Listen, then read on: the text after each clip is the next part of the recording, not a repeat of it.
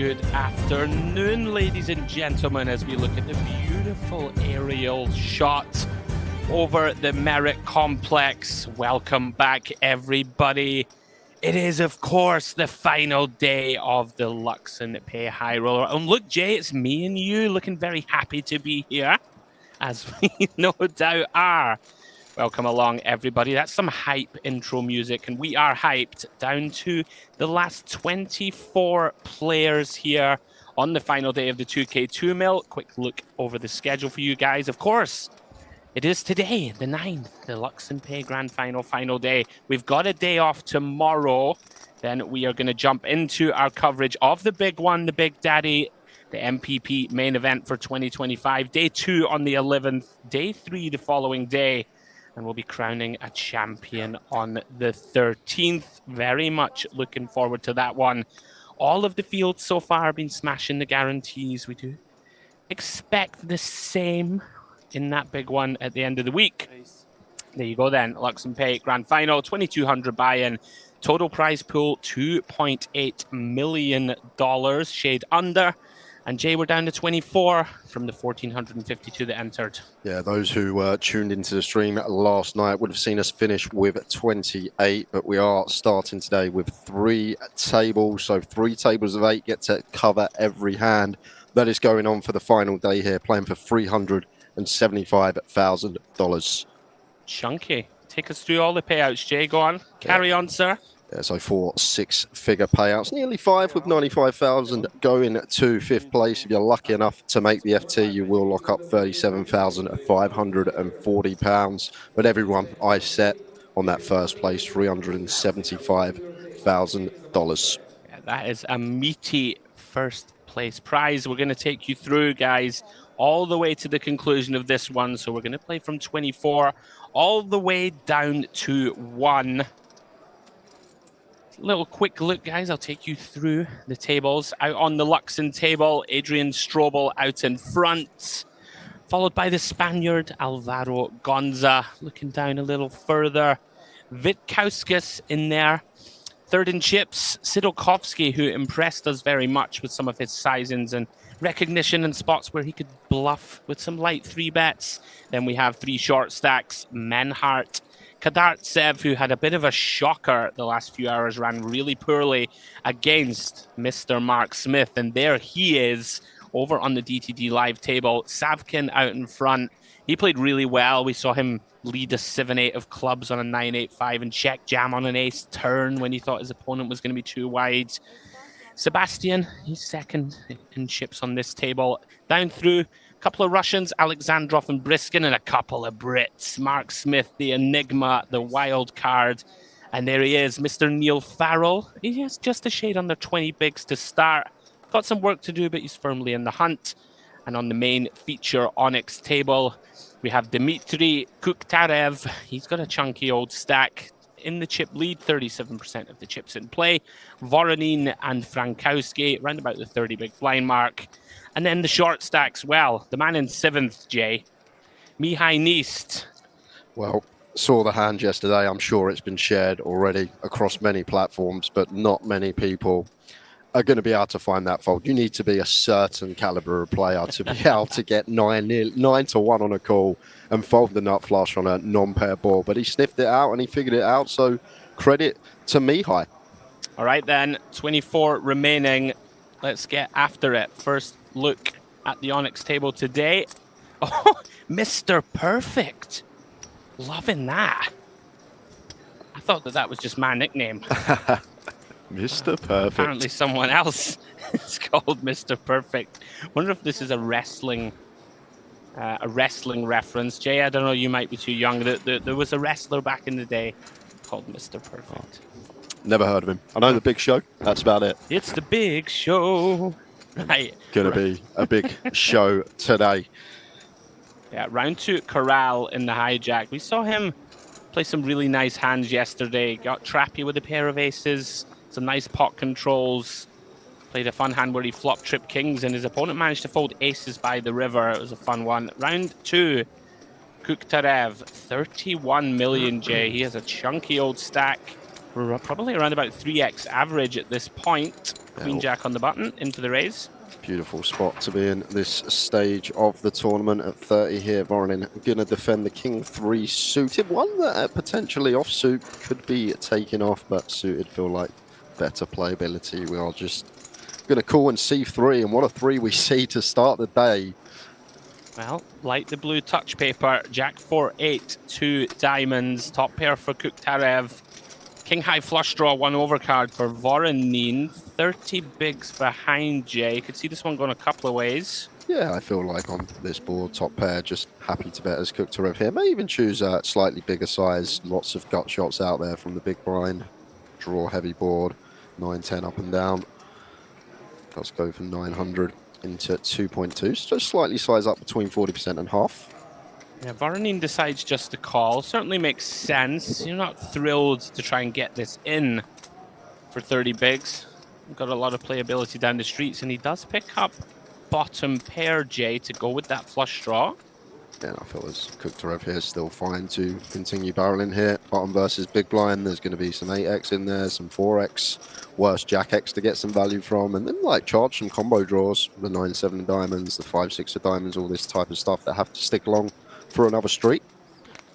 Is he likely to want to try and seek 3 streets, Jay, or is this a let's bet big turn and then decide? I feel like on some rivers we get to go for the 3rd street, but I feel like on most we are going to knuckle back. Like the obvious ones, the bottom pair in 3, the pair in 4, these are the ones that we probably do go for another street on as Kuktarev, but like when it rolls off a 9, a 10, sure, a diamond, these type of cards, this is when we're probably going to see check. All right, so very big river incoming, and what a river it is.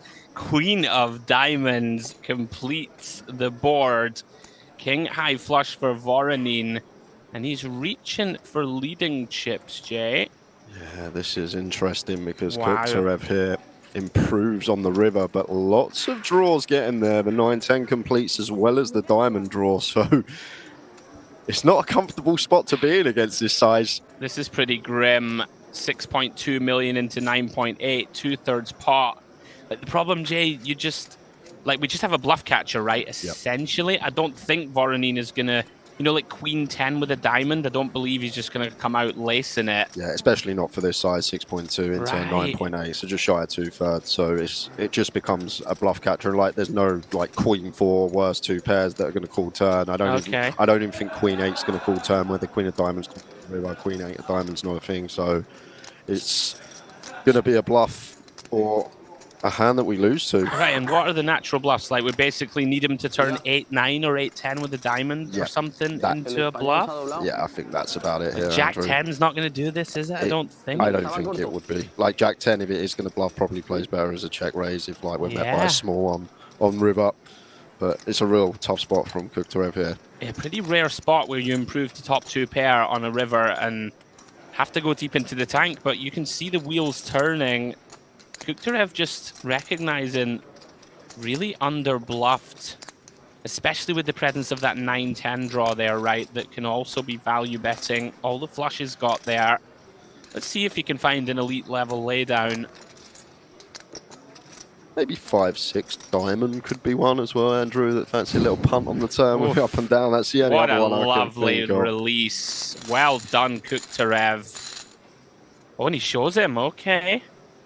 A little bit of Russian solidarity, perhaps. Are you a fan of that? Like, sure. I mean, I suppose he's going to find out in whatever it is, right, an hour's time. I'd keep him guessing for a couple of hours. Not going to be getting info for a while, so may have made him wait there. What a start anyway for Voronin. Beautiful Queen of Diamonds River, up to 18.4 million. Voronin, plenty of cashes here at the Merit Complex. Plays here a fair amount, just shy of $300,000 in live earnings. Yeah, looking to add to that today. Over to the Luxon table. First look today for us at Gonza. Opens from the hijack with ace-9 off. Menhart on the button, Jay, with the decision. Shade over 12 blinds and the king-jack of diamonds. Yeah, I think perfect one to just move all in here as Menhart. We can fold out better hands. Some of the ace-x won't be able to call off, and it's a hand that's going to have decent equity when called here. I feel like this is a nice find from Menhart, leaving himself a few chips back as we are potentially on a ladder here. Yes, we are. We can outlast one more opponent. We ladder $3,100, so just keeping those chips back. Yeah, nice. Always frustrating these kind of spots. Like, you know that you can be ahead of some of the suited Broadway stuff and flipping against some of the low to mid pairs. I just can't really call it off with ace-9. Nice find in the early going from Menhart.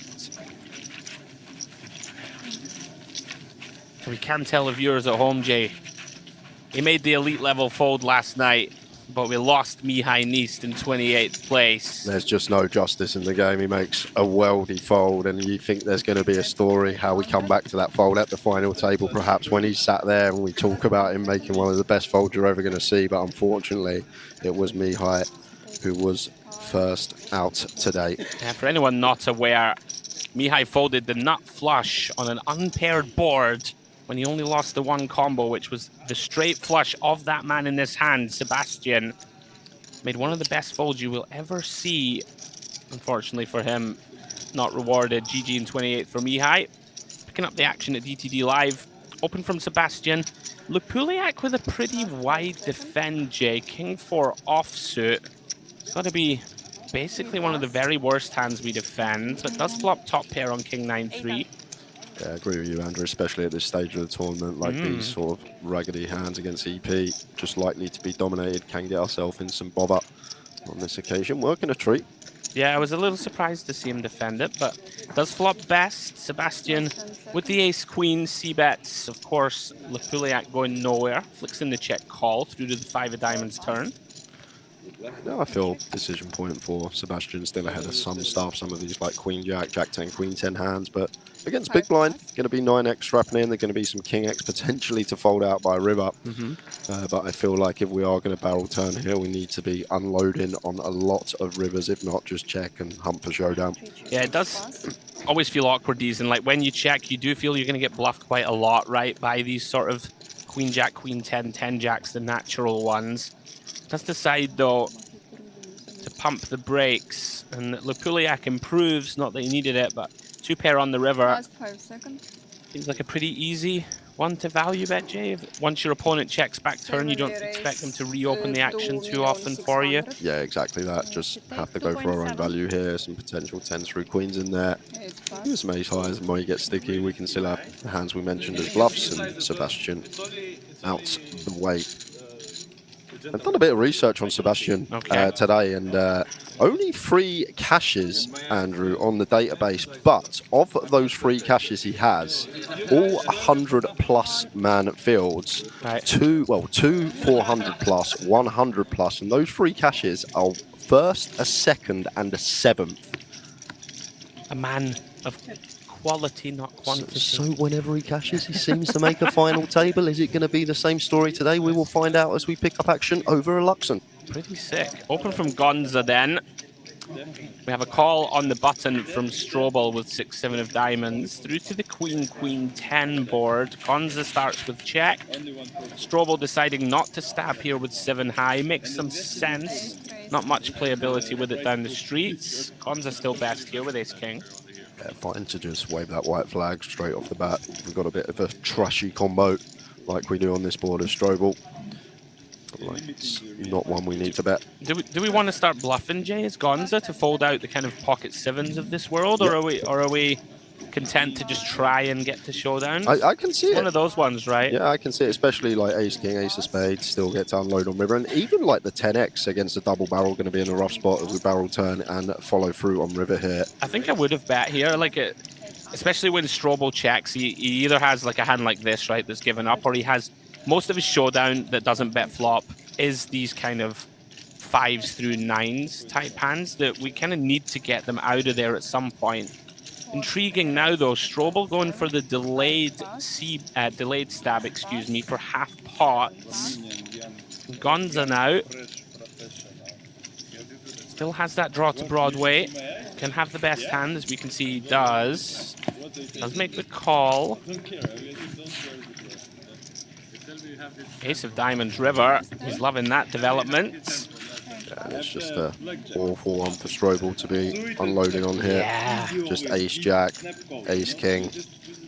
so we're like basically targeting pocket jacks or something Yeah, that didn't yeah. bet, pocket nines that got sticky. And you feel like jacks is going to probably probe turn, so maybe I would like agree with that. specifically nines here, Andrew. So as Strobel probably would be giving this one up. But Strobel having another crack at the 2K this year, was one of our final tablists in this exact event last year, finishing 9th when Boris Kolov eventually won that event. It come 9th for $45,000. Adrian Strobel in last year's 2K here at the MPP. Very nice, going for the back-to-back. Still has the chip lead here. At the Luxon table, as we see Gonza moving up to 17 million or so in chips. Musa and Heredia on the short stacks. Still with a little bit of breathing room. Off we go then, back to Onyx. We have all in and a call. They both have the same hand. Coral, though, with the suited variety. And they're just going to chop this one up. Chop, chop. Chop, chop. Take 3 minutes for... Я ж пытался тебе сохранить 3 тайбанка. Спасибо. No sweats for us in the booth.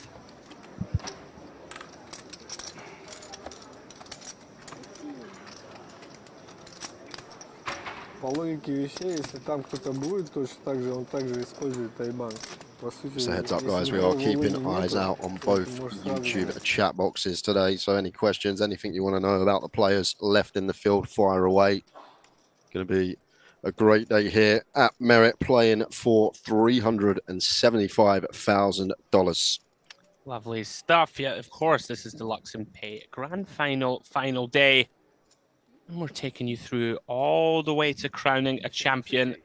Myself, Andrew Headley, and Jay Harwood calling the action. And Mr. James Dempsey will be joining us in a little while. As we see at the Luxon table, Isaiah decides not to give his man a walk with the 8-4 offsuit. And well, Gonza finds number 1. The pocket aces. Let's try and get some more money in the pot. Unfortunately for him, Jay, Isaiah with a whole bag of nothing. I mean, you'd be shocked to see continue, right? Yeah. With this one, really, ever. Could even just walk Gonza here. Andrew, don't necessarily need to complete. I think I would walk this hand in this sort of exact lineup where he just has us covered. We're out of position. 3 tables left.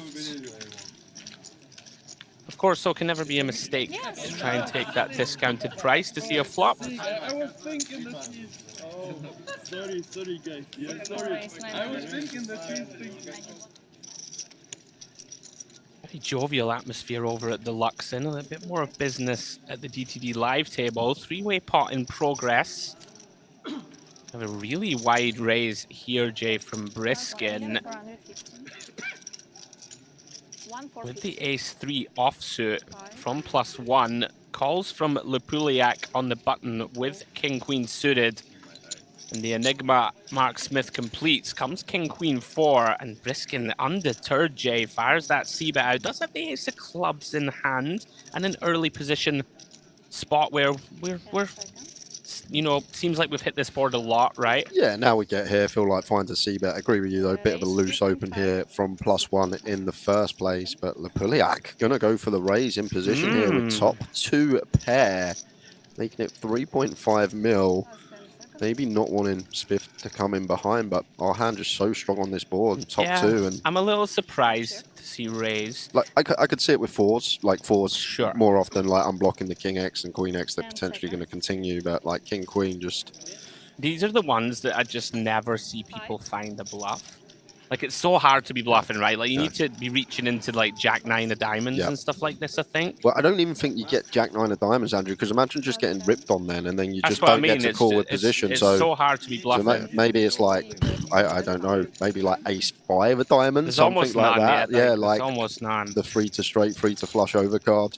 Maybe just thinks that when Briskin c-bets here that he's got a hand that is willing to run it when he has just 8 million back, which isn't that unreasonable, but yeah, in any case... Moves up to 28 million. You see Mr. Neil Farrell there on the right of your screen. He has 9.2 to work with. Good for 23 bigs. Yeah, we mentioned Mihai Ni's first out in 28th. Obviously, come back day 3 with 28 players, but started the stream with 3 tables of 8. Just a rundown of the rest of the finishes. Mihai Ni's in lovely. at 28th. We had Aziz Efi in 27th, Ruslan Kadartsev in 26th, and Parahat Nurmagomedov in 25th, which leaves us with the remaining 3 tables of 8 as we head over to DTD Live. Always on point, Jay. Nicely done. I think I missed my cue to read those 4 out earlier, so you've bailed me out of jail. Round to Savkin, +2 here on the DTD Live table. He really impressed us yesterday. First look at Feraldo into the muck with Queen 5 suited. Round to Lepuliak has the chip lead here. 70 bigs. They placed the B. Average stack probably 25 bigs, Jay, something like that. Always a nice spot to be around about 3x average. And kind of a little surprised to see him fold Queen 10. Yeah, I see Losev with the reshove stack. I actually like him. Everyone has a reshove stack here with Queen 10 off. But Losev with, what, just 10.5. So yeah, essentially reshove, and we just have to fold the Queen 10 off. I'd still open it. If there was I would open yeah, it, if there was one reshove. But if it's the blinds that can reshove as well, I'd just let it go. just so. open on all of them, mate. Just be like, right, you're going to have to find it, lads. Well, Losev probably would have found it, and this is a nice clean one on the button here for 10 big blinds. Just maybe having a little tank because of that $3,100 ladder. It makes a lot of sense. Have a tank and put 4 million in. I'm not so short, so maybe it's not a win. No, I just need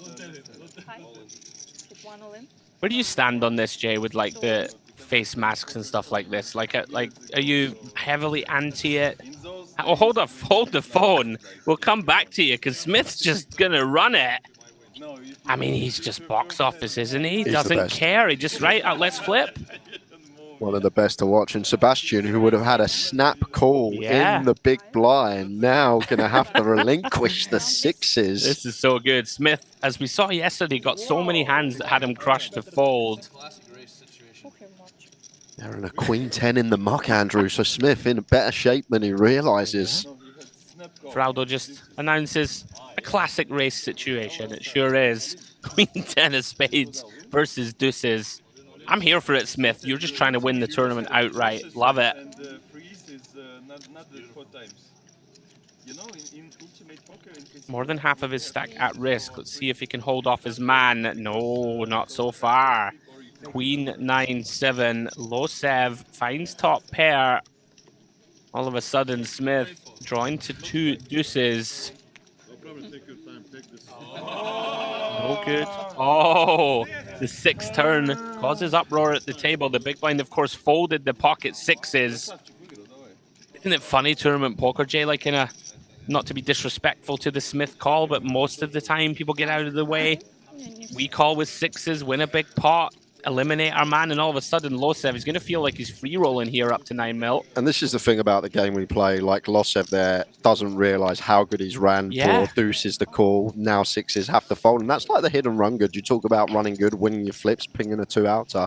But hidden run good there in situations like that as we pick up over at Luxon. Yeah, just a full-on dream of a situation for the man. Up to 9 million then. Back to Luxon at Strobel. +1. Beautiful looking king, queen of clubs. We are on that pay jump, so you're seeing players taking a little bit more time than normal pre-flop. Round 2, the Italian Isaiah gets out of the way with king 10 of diamonds. Round 2, Heredia. Ace 9 off, Jay. Yeah, I mean, you would expect fold, but against a big stack who's capable, like, I can see a consideration to maybe thinking we can occasionally get a really wide one through. I wouldn't expect him to use this hand. Yeah, like fold here from Heredia. I know we can see it would potentially work, but if this is like MPLP from Strobel, I can get more behind it. But when he opens from +1 here, feel like ace 9 off just misses the cut to reshove here as Heredia. But we'll see. It's one of those things, isn't it? A theory kind of spot where, right, we don't use this, but if the guy's getting out of line and getting after it, and if he's starting to dip down into, you know, the king 10 offs of the world and stuff, we can if he's opening every ace-X and all this type of stuff. Well, the look over the shoulder may be indicating that he is going to take the reshove, and waiting for the ladder spot could be the idea here for Heredia before he goes with this one. Because if I'm sitting here as Strobel, I'm thinking, oh no, he's gonna shove here. I've got to call King Queen of Clubs for 11.5. Off we go. By the way, something I've noticed quite a few times is why not just don't burn a time bank, put 4.5 million, because like Strobel can fold, right? Then you save those time banks, and if he does put the chips in, then sure, we can just tank for the, and use all of our time banks then. I never quite understand it. There was a famous one at the World Series where a guy did this, burned about 10 time banks, rejammed 8 bigs, and then the razor just snap folded, and everyone was laughing and going, well, now you're in the mud, pal, and you don't have that 4 minutes of time you would have had. So you hear where I'm coming from? Yeah, I completely agree. I would just jam and leave 100k back, and if he puts it in, then tank. Yeah, so indicating that he is going to jam when he's burning through these time banks, but I still think ace 9 off misses the cut here. If he feels like Strobel is getting after it too much, then he does fold. Pulled us all. I'm a little perplexed. Okay. Anyway, round to Menhart. Jack 6 suited in the big. Just the min raise to 800k. Yeah, suited Jack fine to get in here for Menhart. See if he agrees. Yeah, you're not thrilled about it at this sort of last 3 tables stage, but we're getting a nice price. Over 4-1. Have a hand that has some playability. Post. Does make the call. Through to the 10-9-5, all spade board. Neither player loving this one. Strobel does have the betting lead, Jay. Yeah, I still feel like we're just going to see small from Strobel here, like 550, around that sort of size, quarter pot. Generally, mono boards, the ones we have the smallest sizes on.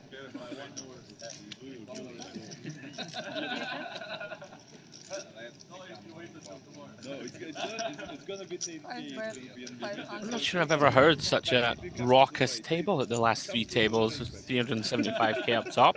Yeah, it does find 550 for quarter. Like it a lot. Like a home game, Jay. Yeah, Menhart. Best of luck continuing with this one, my friend. Last 10 seconds. We are close to all-in situation. If I have ace, I call you immediately. Maybe everyone just slowing it down now, like it's a healthy ladder for over a buy and a half. Buy and a half, right? Strobel continues to accumulate. Dominated. Dominate? Not the dominated. Dominated if you have the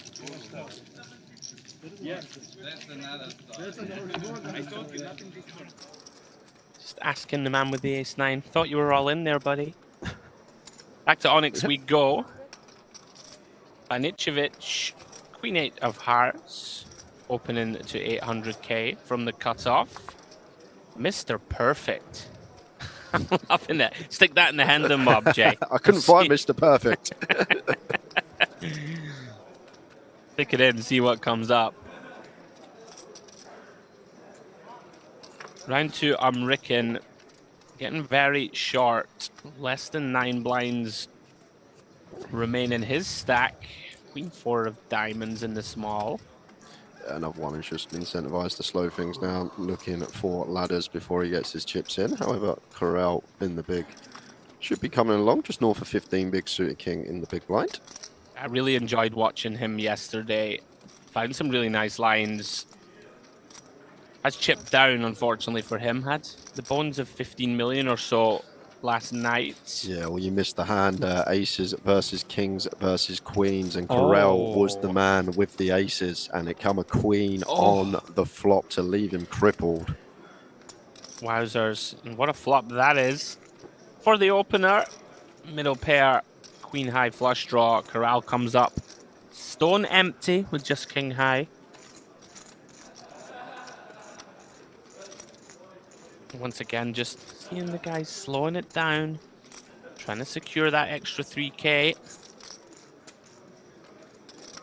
In the background, guys, of course, the main event, day ones are underway. That's a 5k buy-in, 5 million guarantee. So you just ladder here, Jay. Even if you bust, you've got half your buy-in to the main. Should be hand done. Just south of half.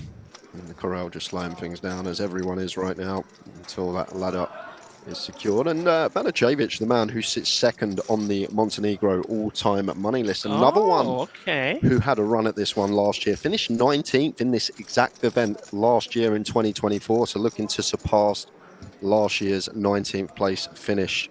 But amounted nearly $1.4 million in live earnings. And that does make him sit second on the Montenegro all-time money list. Yeah, very nice. He's on course to better that run from 2024.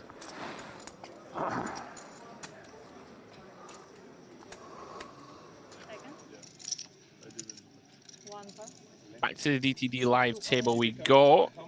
Now then, Smith lost that flip with deuces versus Queen 10.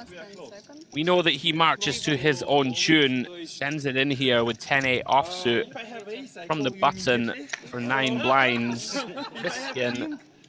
We're gonna look on the second. 10 seconds, by the way. No, first is not. Love to see the atmosphere at these outer tables. Dominated. Dominate? Not the dominated. Dominated if you have the... Smith's like, what? You folded that? 6-7 suited? There he is, Mark Smith, the Enigma, as Andrew calls him. He has been the star of the show the last couple of days, been taking some wild lines, has been involved in some monster all-ins, and he's still there battling. Is still there. Well, Gonza has run into it here. Don't mind this hand selection. A little unfortunate. Has made it 2.3 million. Yeah, only thing, Andrew, I feel like at this stack depth, we need to go slightly smaller. Vitkorska starting the hand. Yeah, with like 17 bigs here, so like we can go just shy of 4.5 BBs here, as Gonza don't necessarily need to go this large. 1.8, kind of 2 mil, something like this. Seems nice. Save ourselves 500k here when we get piled on, because it's coming from the Lithuanian. Oh, 10 seconds. did see forward motion and he took it back.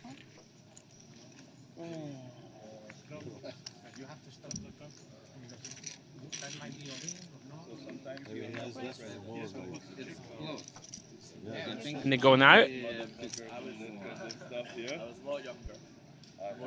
Right now you're more chill, yeah? Let's go more drinks, yeah? Looks like he's committed most of his chips, but just to give himself the chance to tank a little here.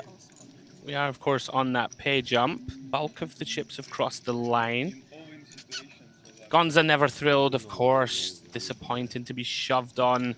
Just maybe checking Jay in case he's priced himself in. 1,100,000. Another reason why we go slightly smaller. Just always account for the opponent's stack depth when they have like that 15 to 20 big blind remit at this stage. Like you can make it 4.5 BBs. It's still gonna do the same job. Yeah. It's kind of a tilting spot, right? It's 4.5 to win 10 million. But almost one of those spots where we're so shallow as well that you don't just want to dust 4.5 million more in there. Obviously, you're going to be crushed here a lot, right? You're almost never good. But Kauskas is very happy with that. Pick up 3 million or so without showdown. He's a pro.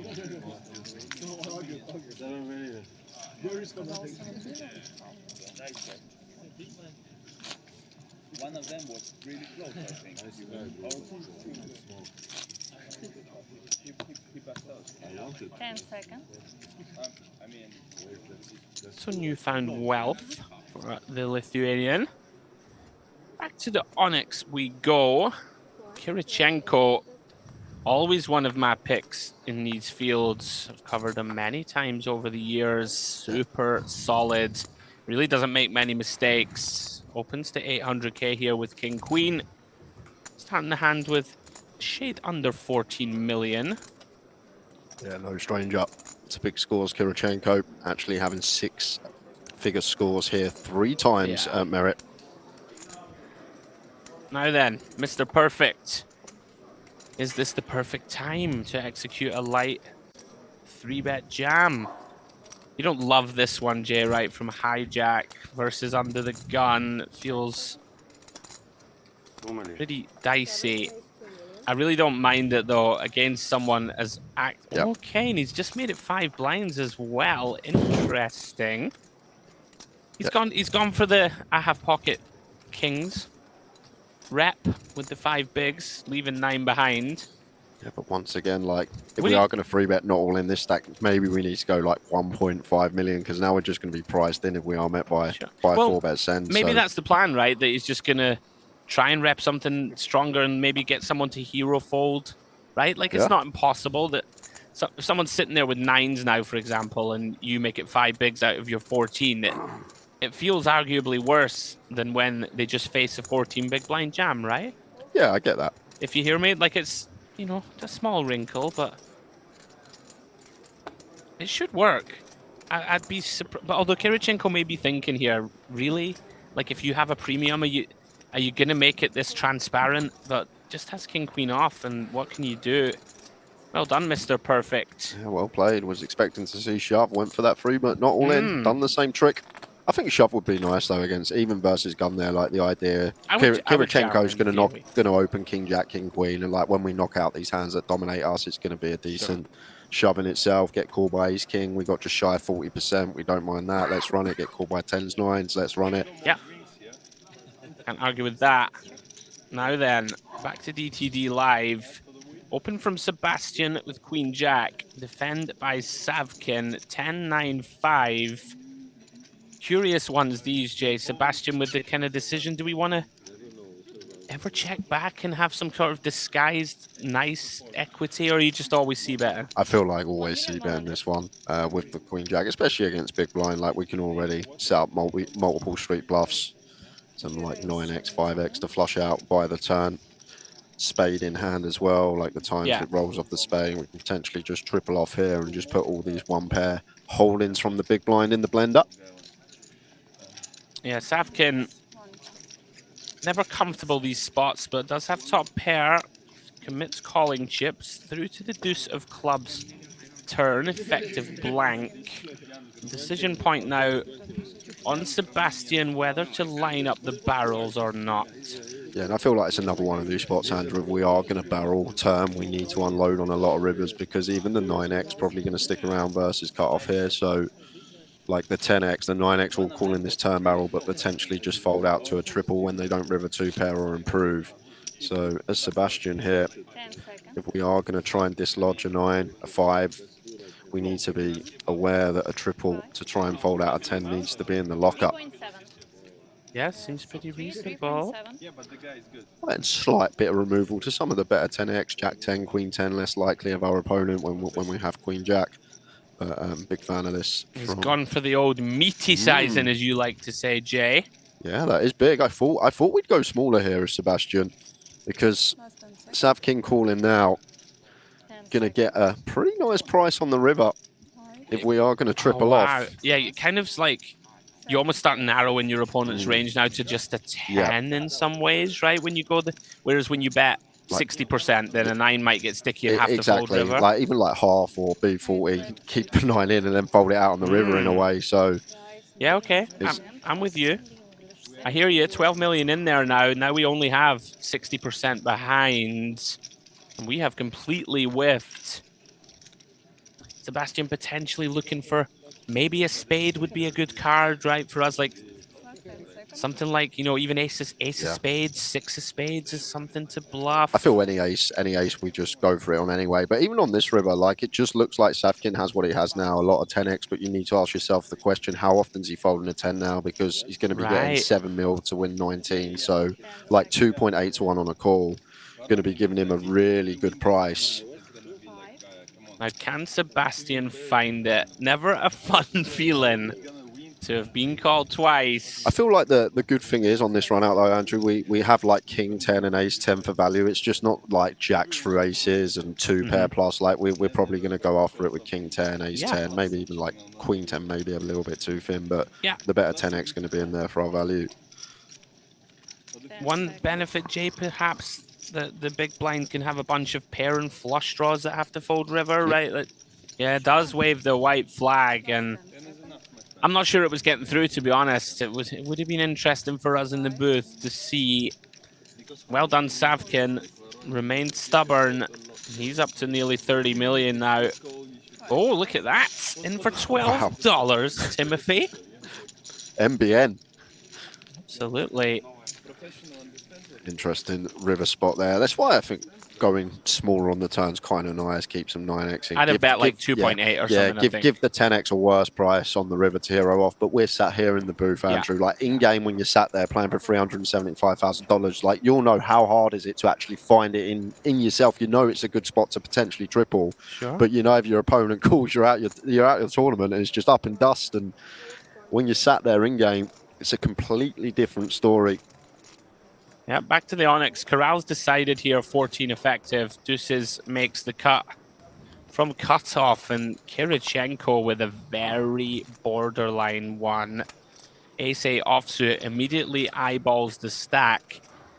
I think this is a call for chips, Jay, basically always, but with 3 tables left, we have to commit a third of our stack. It's not an appetizing proposition. Yeah, so Corral with 14 bigs here, just shy off, so not the nicest spot here for Kirichenko. And like Corral probably doesn't take like the A7 through ace deuce off, maybe some suited ace-x in there we dominate, but maybe only a few select combos. And as Andrew said, for chips, definitely a call, but factor in ICM here, decent proportion of our stack, over a third. I think I would fold this hand. It's super close. It feels like stone bottom to me. And when it's stone bottom and you think you might have an edge in some post-flop spots, I can get behind fold, and Kirichenko agrees.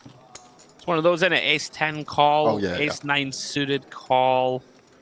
Ace-9 off feels like it could be the kind of draw the line in the sand. Very close. I don't think you could fault him for either decision in that spot. Corral stays alive, 6.5 million. Kuktarev out in front still with 26 million to work with. Back to the Luxon table. It's Zaya. Opening with a 7 of hearts. Interesting one for Gonza. You'll often see people take this one upstairs and just simplify things somewhat, perhaps with the rest of the table behind, but decides to call in position. Also seems reasonable. 5 seconds. Yeah, like generally have more flats with this hand, LP versus LP, just keeping in dominated stuff. And just in this spot, you see a lot of folding and 3-betting going on. 3-bet once in a while, and then at this stage, 3 tables left, some players may just elect to muck it. 7,500,000. Yeah, I tend to personally want to activate with 3-bet in these type of seats. Just don't really want to share equity behind. If someone, you know, if we 3-bet and if someone wakes up with like 8s or 9s behind, you put them in a horrible spot where they probably just have to let it go. Can leverage pressure on the Italian. But I can see call being a thing too. It's one of those kind of tricky spots. Run to Basil. 10 blinds, just everyone trying to lock up that 3 Gs. Yeah, Musa just going to be looking this one into the muck, just slowing things down like everyone else on the short stack. Strobel will be wanting to play hands quickly with one of the big stacks at the table. Right. It's so funny, isn't it? Like, you've got 32 mil, you're like turbo folding, clocking people. Right, we are going heads up. So, the Italian out of position to the Spaniard.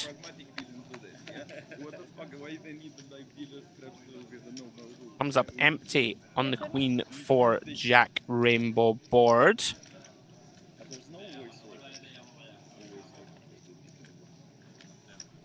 So, middle pair for Gonza. Not much going on for Asaya.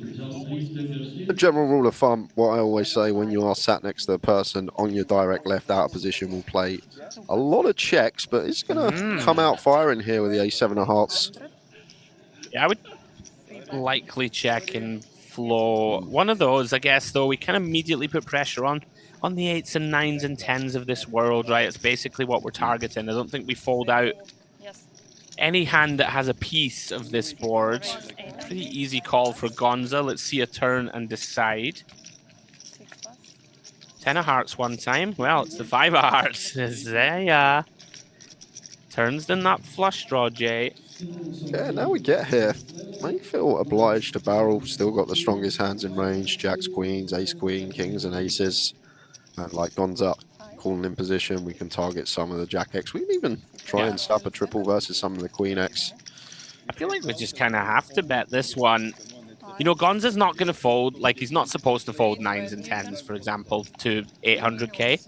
So they should still be in there.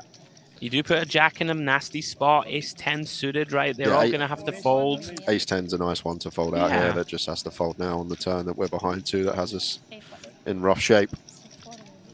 Yeah, these spots not fun. We are facing 60%-ish. Decent sizing. Chunky bet from Isaiah, but Gonza gonna keep his man honest. Makes sense, right? It's kind of our, you know, when we don't have a queen, this is the one that kind of has to stick around for one more street. 9 of diamonds, river. Isaiah comes up empty. Just over pot back. Kind of an interesting one because King 10 should probably be folding turn now. It's King 10 of hearts, the one combo that gets there. And +1 versus +2. This 9 has no interaction with 2 pairs. Jack 9, Queen 9, not going to be a thing. So potentially we can go after King Queen. We can go after Queen 10 suit. We can go after Ace Jack. Not a lot of fun though, is it? It's not. It's not. But the thing is, 4 shouldn't be there. Jack's probably 3-bet out of frequency. Queen's definitely 3-bet. So we just got to really fade the Queen Jack suited, right? The 2 combos of Queen Jack suited here, as I say it. If we believe that Gonza's good enough to fold as high up as King Queen, wow, and here it comes. Go on then. A sire. Wow, fair play. I think most people wave the white flag here. But maybe just recognizing here that we just need to fade the Queen Jack suited. Two combos, well, and the 1 combo of King 10 of hearts. So like 3 combos that are going to snap us off here, and then the King Queen, the Queen 10 suited, the Ace Jack are just all in the bin. Let me ask you, anything to read into the sort of 60% turn, and now all of a sudden we want to overbet shove river? Like, not to be, you know, too picky, but I think often people will sort of size up bigger on the turn with value so that they, you know, like, because you want to get more money in the pot, right? And then all of a sudden, like, does this look a bit more bluffy now that we've left an overbet behind, or do you think that's not really relevant? Yeah, potentially. Thinking where the bluffs come through, though, we say, like, Isaiah can have King 10, whereas Gonza's only really got that 1 combo, so he does have the King 10 advantage here. Ace King and Ace 10. I feel like Ace 10 is the one, as Gonza here, you're going to think is going to be the bluff when the 9 comes on the river. And look at this from Isaiah. Well done. Doesn't take too long before folding as Gonza, but what a move, and that just takes heart at this stage of the tournament. It takes so much heart to run it at this stage. Goes for the triple off and gets the job done.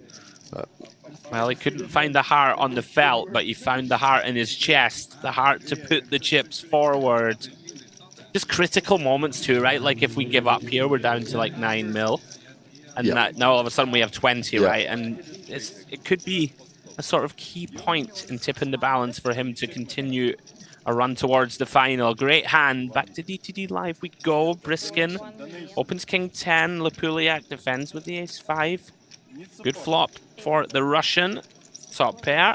Hand over. No, I need a donation. I need a donation. No.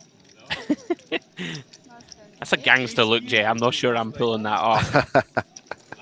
The emoji t-shirt, the medallion, and the glasses. It's a bold choice. Oh, here we go. Mr. Perfect. Well, you're in perfect shape, my friend. Bit of a cooler here. Ace-King, Ace-Queen. Kind of 18 bigs versus 18. Voronin finds Ace-Queen suited, decides he needs to just run this, even versus under the gun. 16 million chips in the middle. Diamond in the window, unfortunately for Voronin. No more materializing behind. Jack 4-3. Mr. Perfect, 82% of the time will find that full double. 10 of hearts turn, both players turning a Broadway draw. Mr. Perfect just fading kings and kings only. And does. Ace of clubs on the river. Beautiful result for him. Nursing that short stack. Had 5 million or so just a few moments ago, up to 16 now. Tough spot for Voronin J. It's really difficult, right? 18 bigs, like we have such a strong hand. Ace Queen suited seems too good for Voronin. Can't fall in for that one at 18. Seems pretty clear. Just running into it of Mr. Perfect. So good. Mr. Perfect. Well, that's a beautiful looking chip flow graph. Started, there you go. Last 5 hands, 5.5 million up to 15 and a half.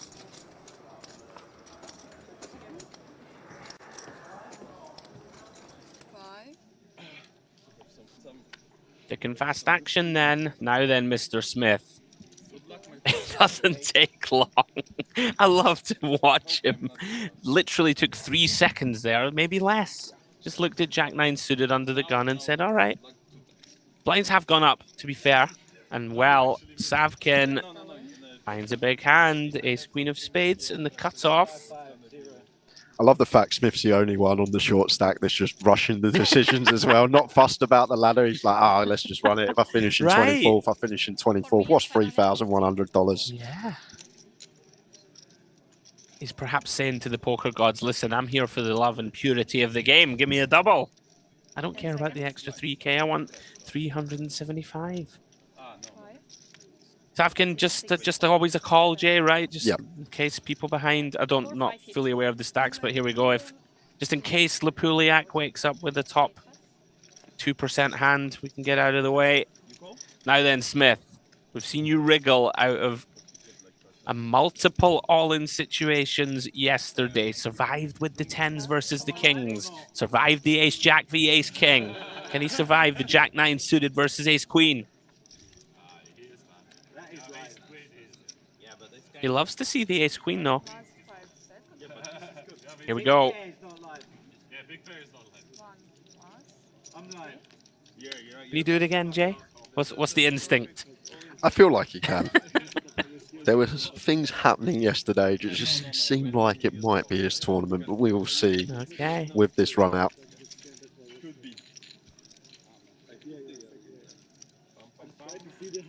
Not so far. King 6-3, couple of clubs and 1 heart. About as empty as it gets for Jack 9. Needs to find a Jack or a 9. 1 card to come on the 4 of hearts. GG's, the adventure is over for Agent Smith. 7 of hearts completes the board, and what a fantastic watch he has been. Very much hoping, Jay, that he hops into that main event and we see him again. Really was box office. Good game, mate. Entertainment value at his finest. Was Smith just one of those, plays his own game, doesn't really care what anyone thinks about his strategy, and it's got him this far and takes home a decent score. $16,700 in his pocket, but everyone up to $19,800 now. Yes, Savkin was a guy yesterday. I thought to myself, need to keep my eye on him, and he is motoring now in the mid 30 millions. Kuktarev opening here, ace-9 of clubs in the hijack, bumps it up to 1 million to go. Into Mr. Perfect big blind, has ace-4 offsuit, Jay. One we could potentially go for some 3-bets with. Like at this stack depth, these are the ones we like to choose. A high card, a low card, offsuit. Just not really having the decision when met with 4-bet jam, but just going to choose call on this occasion. Yep, both options seem reasonable. Well, quack, quack, quack. 3 deuces materializing. Starts to get tricky now for the man in the big.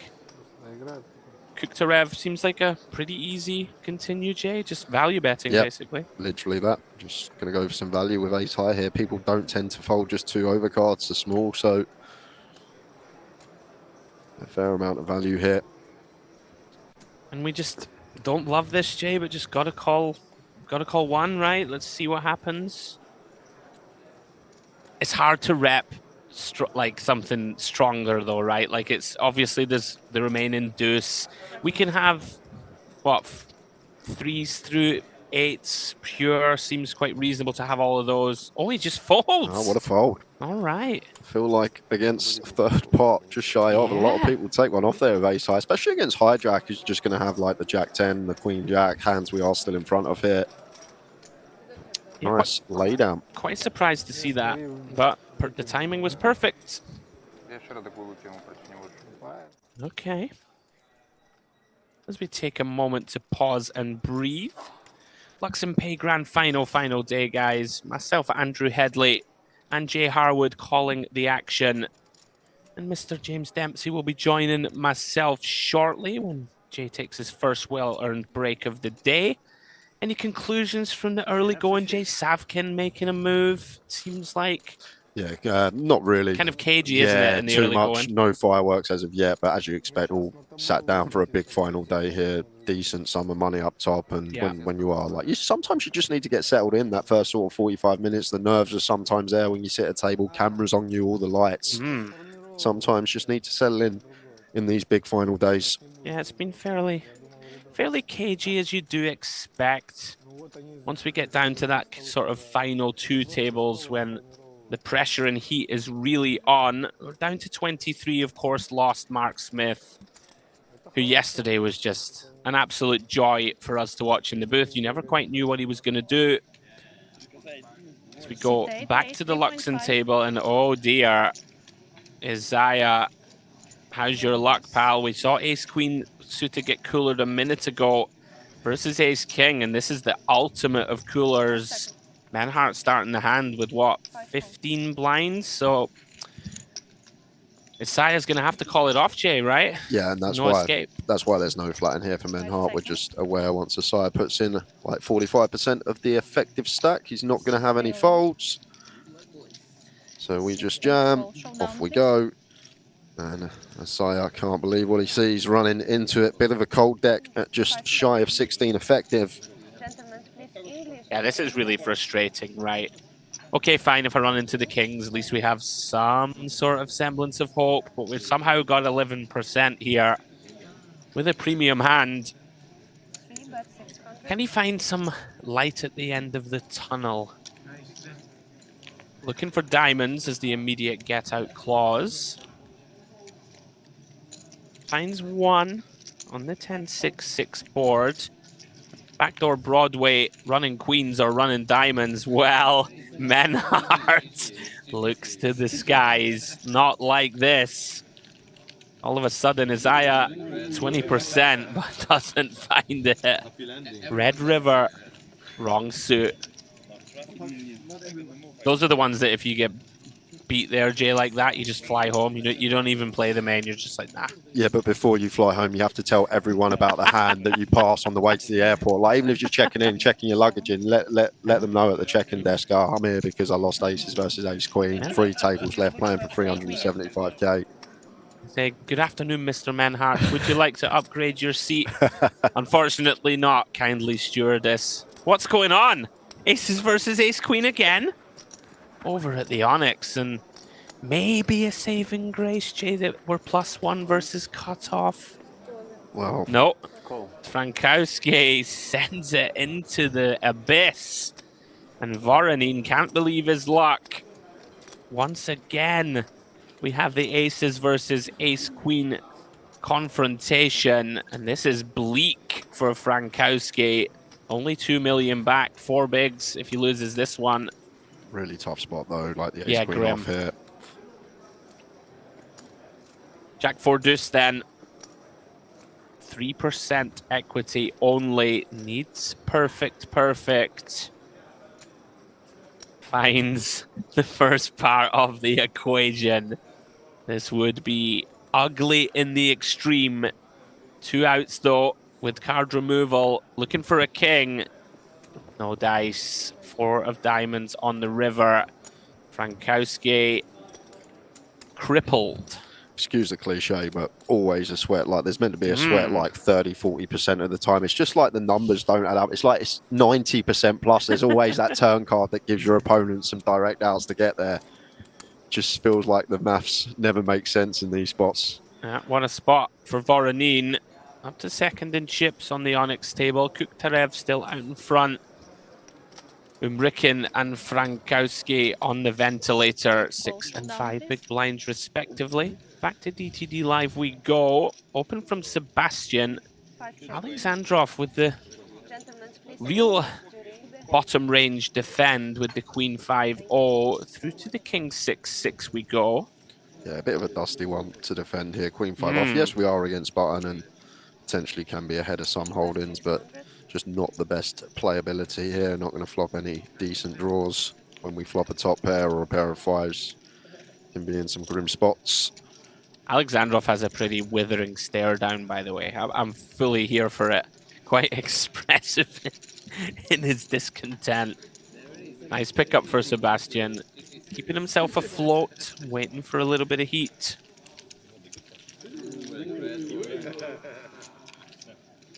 Everyone got a bait. No, trust me, I'm gonna move, I'm gonna watch. What's going on? Where are all these aces coming from? Dealers shuffling or what? Now then, Gonza sets the trap. Oh, how unlucky can you be, Mr. Heredia? Finds the dream of a situation, J, King, Queen suited. Are you ever a little I mean, I guess you're always a little concerned, right, that the small blind should open shove a lot, right, for 7 effective, but I mean, this hand's just so good. I actually really like that he's gone non all in here, by the way. You know, in the modern game, you're supposed to have some raised folds here, right, of 7 to 8 big blinds. Any flats here for Gonza, Andrew, when like this is going to be super polar here for Heredia, right? He's either going to have a very good hand or he's going to have a trash hand. So is it not a situation where we potentially flat here and keep all these trash holdings in? Because if Heredia's got like an ace, if he's got like a 10 jack suited, he's just going to be all in, right? If he's got a pocket pair, he's just going to be all in. So I wonder if there's any trapping going on here in theory. He's basically repping like 10s plus. Like like I could see 10s ISO in, non all in. Yeah, and he agrees with you, and I like it. Although, I mean, it could set off some alarm bells, right, for Heredia. Now he's like, wait a minute, like this guy hasn't open jammed. Now he's limp calling. I mean, this is just cruelty. In fact, it's not cruel. I saw one king and thought, well, this is going to be the worst way possible. Somehow comes king, king, deuce. We've got pop back. Gonza is about to get wamboozled. Little 1BB, perhaps. Yeah. Little milky 500k for sick pot. Wow, what a crazy turn of events. Somehow, we're not all in yet. And I guess we just call. I guess we just call again, Jay, right? I can't see any reason to do anything else. Imagine Gonza folds here by the river. Don't be silly, Andrew. Please do not be silly. I like being silly. There is no way aces fold at any given point turn. In this hand. No, not true. 6 of spades on the turn. Can we check this back? It's murky waters. I'm not sure if we get to check here. Maybe we can do some bluffs, but feel like we can just go small again. Don't even need to jam for like. I mean, this is the most random hand ever in many ways. In that Gonza has 7-8 suited or whatever. It's all in pre, right? So all of a sudden, Heredia is probably quite aware that the aces is there a lot here. I think at this point. Like, what can he have? Like, if he has a king, that's all in pre. If he has deuces, they're all in pre. There's no pocket pairs. Other than the aces and queens, maybe. Jacks could limp call. He's not going to have a king. This is fascinating. Yeah, to be fair. You might check, honestly. I can see it being the right play. Just let some kind of random... I don't know. Yeah, there you go. It makes all the sense to me in the world. And now as aces after that check back on the turn, you're just thinking, oh, well, we got the best hand. Yeah. Let's try and What do we target though? Like what are we supposed to get called by? Because like for the solver nerds and the people that like theory, we actually check as Heredia pocket eights off of 8 big blinds against a limp. Yeah. Because of all the hands that are supposed to shove over the top. So like, what are we trying to get called by? It's a really strange hand, and aces versus king queen suited could have just got all in pre, but. It's an interesting one on the river with aces there, because in theory, Heredia is actually meant to check 8s, 9s, 10s, jacks, and all these type of hands back at 8 big blinds, effective blind on blind for those that like running their sims and having a little look at these blind on blind spots at shallow stacks. Yeah, I guess Gonza's kind of hoping that he had the like 9 deuce off, right? The ISO didn't flop a pair of deuces and then tried to show it down. Yep. That would make some sense. I feel like a 6 if it was in there, like a 10-6 off if it's raised, jams turn for value, probably. I think that's right. What you're saying, the deuce is the one we target. The deuce, the trashy polar 10 deuce off, 8 deuce off, 9 deuce off hands that we target that are going to be these polarized trash raises pre. But over to DTD Live. That was a really fascinating hand. Pretty high level stuff from both, by the way, to not get that in till the river somehow, starting hand 7 effective anyway. Sebastian, pretty strong hand from the cutoff, ace 10. Okay, Briskin takes it with ace 6. Oh, well, getting after it now then, Jay. Sebastian, this is not a lot of fun. It's not fun, but cut off versus button here. King 10 suited, Queen 10 suited, Jack 10 suited. We dominate some suited ace-x. We dominate. You wouldn't expect ace 6 off to be in range. You really here, wouldn't. But ace 10 cut off versus button just seems. To the table talk. It's a nasty one. But like ace jack calls here, right, Andrew? Like cut off button, ace jack has the call. So I feel like ace 10. This is the line. Will get in. I don't know, like Briskin was so chilled. Did you hear that? He just looks at him and goes, "Why you take your glasses off?" As if this ever come down. Look, he's trying to appear strong, right? He's giving it the, yeah, I've got it. I think he's folding here, Jay. That's my gut instinct. Yeah, body language does look like a man who's leaning towards fold. There are a few combos in here. Do you think though that like we can see that obviously he hasn't tightened up? Okay, Briskin's rifled it with ace 6. At this stage of a tournament, like, don't you start to take out some of those? I don't know, like a king 10 suited. Like, do you think people just always still send with 3 tables left? Against cutoff, I feel like a fair amount do. Like, I get it's different versus MP, it's different versus EP, but against cutoff specifically, I feel like these suited broadways are just going to be taking the shove spot. Credit to Briskin, by the way. It looks pretty relaxed. Yeah, if I was sat there, Sebastian, I was like, okay, this guy. If like these close spots, this is what you need to do in live poker. You need to look at your opponent, try to get some read. If you can go either way, call or fold, see if you can pick anything up, and having a little drink. How do you read into a guy like, drinking a gin and tonic, Jay, during the decision? It's tough, but I feel like these decisions, when they're really close, you need to try and see if you can get any sort of live feel from your opponent. But he's trying the reverse tells out Briskin. I'm loving this. Trying to show that he's comfortable and he doesn't really care. He's done it. Gets it through. He's going to show the ace. Of course he is. He's like, I got an ace, mate. No, not 2 aces. Not 2 aces. Yeah, and you're not like loving seeing that either, right? You're like, oh, I can beat some of those. Then that's a bad fold for you. You will see it on TV, but I think you made the bad fold. Yes, correct. Riskin, what a character. Let's keep an eye on him. Now then, Frankowski, unfortunately for him, ran into the aces a moment ago. Gets the bad news here that he only has 1 overcard. Can't fault him, of course, for running it. 3 bigs. Kirichenko, very happy to see. He's a 2-1 favorite with the 6s.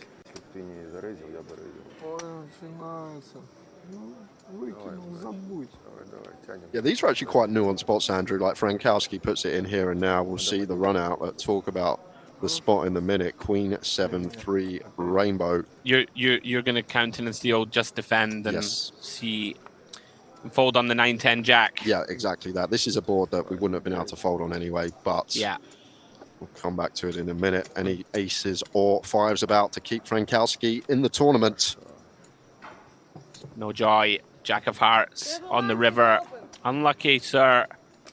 Yeah, but when we like have 3 here and we have no fold equity, like we actually have a few boards we can just actually fold, leave ourselves a big blind and still have a smidge of equity in prize pool. Like it comes Jack 10-9 all hearts, like you said, 10-9-8 all hearts. These type of boards are ones we can then actually just get away from it on.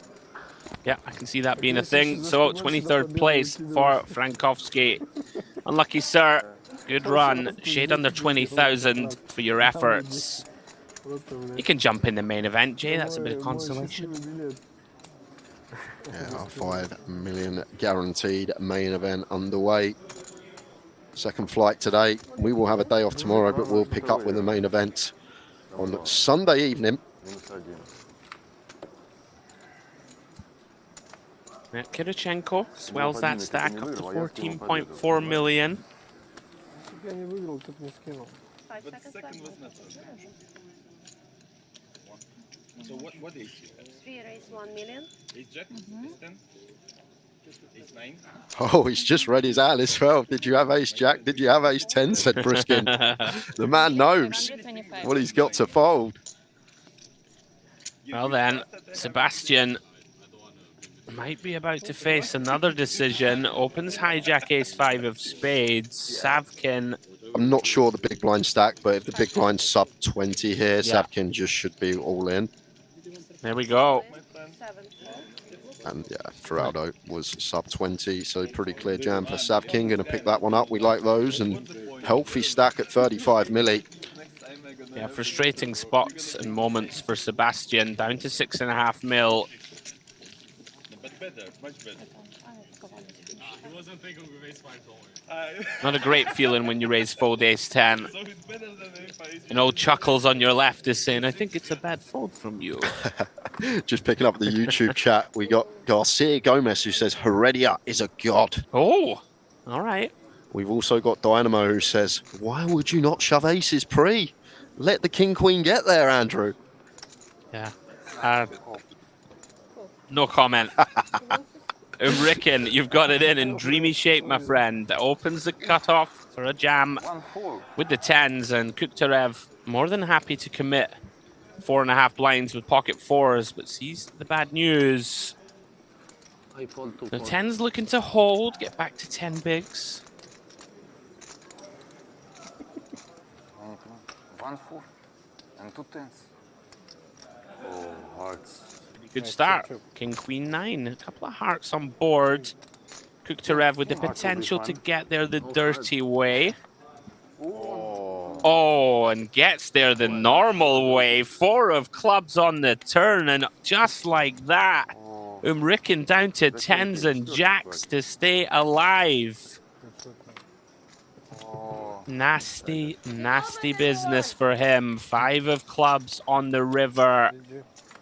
Unlucky, sir. Gets 2 outered. Final 3 tables of the Luxon Pay Grand Final.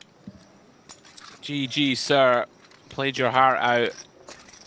Couldn't fade the Obama. 21 left then. Getting there, Jay. Slowly but surely, as we approach that final table, of course, we're going to bring you coverage all the way through to crowning a champion.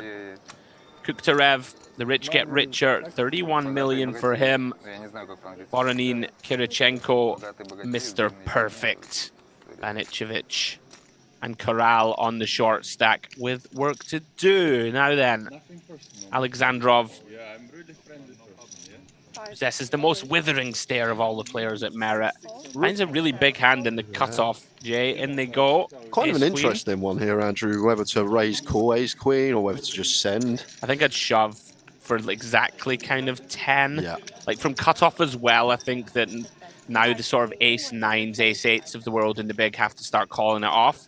Whereas when we're +1 or whatever and we jam, those hands always get out of the way. You know, like king, queen, queen, jack suited and stuff are maybe going to feel compelled that they have to flick it in too. I hear you though. I could get behind min raise. One of those where it's really kind of important just to maintain our chip stack. Also, you've got the big stack in the big who is going to defend, and if we raise and have to somehow bet fold, it's a complete disaster. Yeah, 10 seems like a murky area. Yeah. Like off of like 14 seems Yeah, clear to just raise easy. call, but 10, maybe we just send it into the middle, picking up action with the chip leader, Safkin in the hijack here. Couple of hooks for him. Oh, trouble for Feraldo. This is grim. Yeah, just south of 14 here against LP. Wouldn't shock me if Feraldo took this spot. Yeah, and he has taken it. Cannot fault it. 14 bigs. Just don't have quite enough chips to 3-bet fold. And Niels ran into it. He's going to have to get there. Sebastian wakes up empty. Savkin going to have a turbo call. Neil's not going to like it. Sees the bad news. Top of the table. 15 million chips in the middle. The Scotsman needs to find an ace. Some kind of straight or flush. Why? Because he's Russian. That's our region. Savkin can hold here, Jay. 45 million for him. I think he's kind of giving me the money. Here we go then. You understand, correct? That's correct? King, 3, deuce, 2 spades. Yes, then No help for Farrell. 2 more chances. Get out of this jam.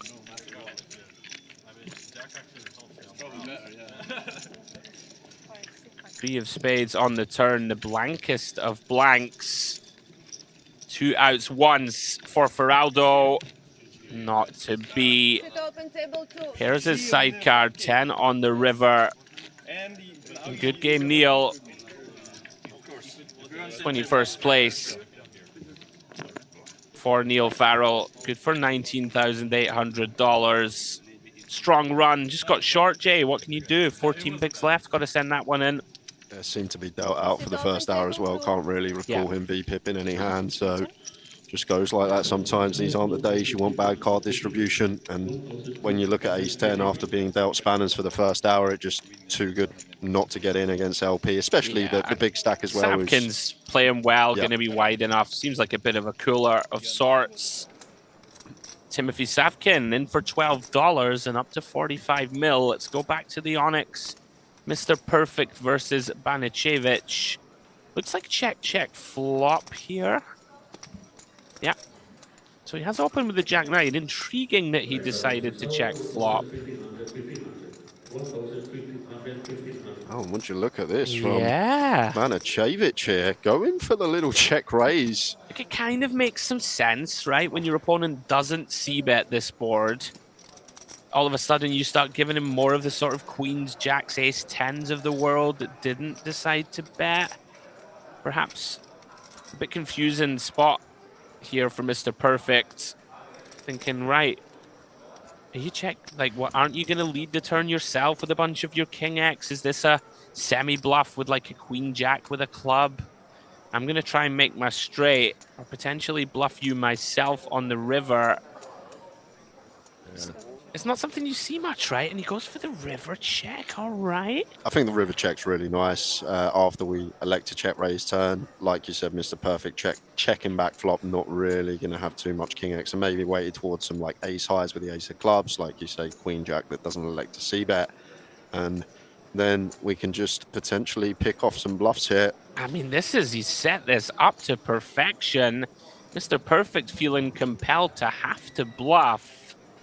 I was going to ask you, what do you think on, like, what are we repping here as Mr. Perfect? Checking back flop, bet calling turn, and now reopening action when check 2? It has to be 10x of clubs, right? Ace 10 of clubs, queen 10 of clubs, jack 10 of clubs. Like, these are going to be the ones that like to check flop, so... Yeah, we kind of need a flush, right? Yeah. So I feel like it's going to be a flush. Like, I don't feel like we ever take this line with ace king and go this size on the river for 2/3. So it's kind of interesting. Like, we expect king queen, ace king, king jack to bet flop. So what is our opponent meant to have here from Banichevich's perspective? It's like we've kind of painted. Wow, and he's got it through. Mr. Perfect in your eye shows him the jack 9 of spades. Wow. Видишь, вот, I was going to как say, будто Jay, ты we've sort of painted ourselves более into a такой corner here with Yeah. this line by not знаешь, c-betting. худощавый Yeah. такой. We've got it through, though. Кабан такой. Yeah, that's a weird line choice from такая же Vanichevich. фигня. Like, if we're going to check raise and the board bricks out, shouldn't we just check Yeah, call and I check agree. call river? I agree. I guess he just gives him flushes, but He actually set it up I know perfectly. And like, pick it off. it's nice to have the 7 of spades as our side card as well. Like unlocking all the queen, jack, club, ace, jack, club, this type of stuff. I can kind of see where he's coming from in that if he thinks under the gun has jacks and queens, for example, like they're not going to bluff, right? On the river, they're going to check back, so it needs to be ace of clubs X. Very intriguing. Sebastian has been getting beaten up a little bit for the last 20 minutes, but gets a shove through here with pocket fours. And we'll just collect our breath for a moment. Little look at the schedule, guys. This is, of course, the 2K 2 million guaranteed Luxon Pay Grand Final. Final day, we got about 2.8 million in the prize pool. Smash the guarantee. We have a day off tomorrow. Myself, Jay, and James will put our feet up, take it easy, and then we will be back on the 11th for the main event, MPP 2025, excuse me. Day 2 on the 11th, day 3 on the 12th, and then that final day, concluding our coverage for this year on the 13th, taking you all the way to crowning a champion. And what do you reckon? What's up top? A mil? What do you reckon? Can we hit a mil? Well, last year it was a mil up top, wasn't it? Yeah, right. Can we hit 1.2 mil? Yeah, potentially. Potentially we could. Lamkov winning it last year for $1 million. So expecting the same sort of prize up top for the main event this year as we pick up over to Luxon. Now, this is a kind of nasty situation, Jay, right? For Sidolkovsky, you're facing a 5 big blind, small blind jam. Like, can't really fold, but it's awful, isn't it? You don't love it. Basil's going to be thrilled to see that he's actually got it in good. Jack 8 versus 10-7. Even if you're gonna double up from me, it's okay. As Feraldo would say, a classic all-in situation. So, two pretty weak holdings. Musa with slightly better one. Both players with ace, 9, deuce, 2 diamonds. No diamond in hand for either player. Both blocking each other's backdoor straights. Well, he may block it, but it has materialized. 8 on the turn for Basil, looking to fade 6s, 10s, and jacks to cling on. Oh, that's close. That's queen. So it's like half. More than 50%. More than 50%. Does brick out. Ace on the river. Not enough. Not enough. But queen 8. Musa states he's surviving. Survive he does. Back up to 11 bigs. My friend. My friend. Here we go. Basil still the short stack here at the Luxon table. Menhart with the chip lead, but it's pretty shallow, Jay. 30 big blinds, the biggest stack at that table. Everybody in the sort of 15 to 25 big blind remit. Well, we've had 10 minutes without pocket aces, and here they are again. 1 in 221 hands, they say, Andrew. Well, in an 8-handed setting, divide that, so it's like 1 in 30 hands we should be seeing them. But 1 in 6, apparently. yeah, literally 1 in 6 today. Interesting that Sebastian, oh, hello. Like I was going to say, he's raised folded lots of times, right? People may be thinking you're opening too wide. Savkin J, Jack 10 of spades. 6 all in. He does stick it in. My friend, you see? 3. But this situation. Oh, he's in the big as well. Excuse me. I thought he was small blind. Want to know his cards? How much? All right. Well, Sebastian, dreamy turn of events for you. No. After the river. What do you think to jam there? From big is kind of interesting. Right. I feel like we do knock out like Queen Jack, King 10, Queen 10 that's going to open from cutoff. I think when we're this comfortable a chip lead, I think it should be fine from Because we Savkin. have a deal. If he double It's like a heat check moment, isn't it? Let's see how good I'm running. Well, how good are you running, Savkin? You do have the cracker hand. his cards. Flops a gut shot. 9-7 deuce. Any snowman would send Sebastian home. 5 of clubs turn, no change. 3 outs, 1 time. Not to be. 9 of clubs on the river. Great result for Sebastian. Ace 10? Ace 10 offset. Ah, that's why Oh, fold. they're still talking about that previous hand. So it's close. So you saw this is professional. I check one. Said your hand almost 1 second. New said like an ace 10, yeah? So 6. You understand, yeah? Back over to Luxon here. Menhart in the hijack opens to 2 big blinds. 7. The Kauskas in the small, all in with the 9s. Pretty standard shove here for just shy of 17 bigs, and going to be getting called when it's back on Menhart. Constitution, I want to know his card. How much? Let's discuss. No, after the river. Yeah. After the river. After Nothing the to be river. done here but click the call button. Yes. No, Big old flip. 18 million chips in the middle. When I'm not gonna cheat on him, he's chip bigger. You can duck and dive as much as you want, Jay. Use that skill edge, but there is If he double up, stages in tournament poker where it's going to come down to seeing all 5. You'd see a king folded from Isaiah. it's his card. So 56% of the time, Vitkauska's going to find that double. So far, so good. Jack 8, 3, 2 clubs, 2 overs, backdoor straight and flush draws for the German. 5 of hearts on the turn, no good. Needs an ace or a king. My friend, we have a deal. Ace 10 offset. Ah, that's why fold. 4 of hearts on the river. I'm just listening to Briskin in the background, given the continued rub downs. Your hand almost 1 second. Great turn of events for Vitkauskas. He's up to just shy of 18 million chips. 2, 4, 5, 6. Tough ones to lose, of course, 25 more. 7. for Menhart. You should bully me. He takes the table chip lead now. 25. Menhart now one of the short stacks alongside Basil Musa as we jump back over to the Onyx. Another huge one. Pocket kings for Banicevic on the button. Played that curious hand a few moments ago. Myself and Jay weren't too sure about it. Well. Mr. Perfect can't believe his luck when he looks down at kings in the small blind. These are interesting ones, what size to choose here. And he looks like he's gone huge. Yeah, just picks up a big stack of orange, deposits them in the middle. Music to the ears of Banicevic. Knows his opponent will never fold. Yeah, we know this is always going in, Andrew, but maybe need to be going smaller as Mr. Yeah. Perfect. Induce something from like an ace-5 suited Sure. in the short term. Both with the kings anyhow. And we are hoping for no casualties. Whoever likes to bust in this manner, this Speak deep. for yourself, mate. I want the 3 club flop. Let's have a sweat. Sorry, Banicevic. Yeah, You can have 3 diamonds, whatever. I don't mind. I don't mind the sweat. Sweat's fine. Yeah. Just no completion of the sweat, please. All right. You're just all heart, aren't you? Kings versus kings, then. Almost always going to be a chop, and is confirmed on the ace-6-8 rainbow. Going to chop up the blinds and antes.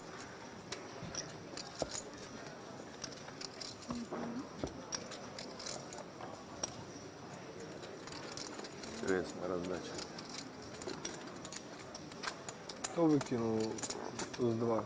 Признавай. Ace 2. Fold. You're sharing my shots. Because you will be fair. Сидишь короткий, туз 2.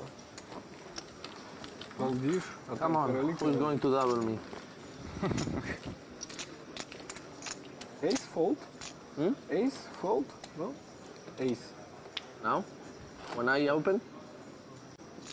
As we listen into the table chatter, both players, I guess, happy enough. Always disappointing, right? Find kings on the button.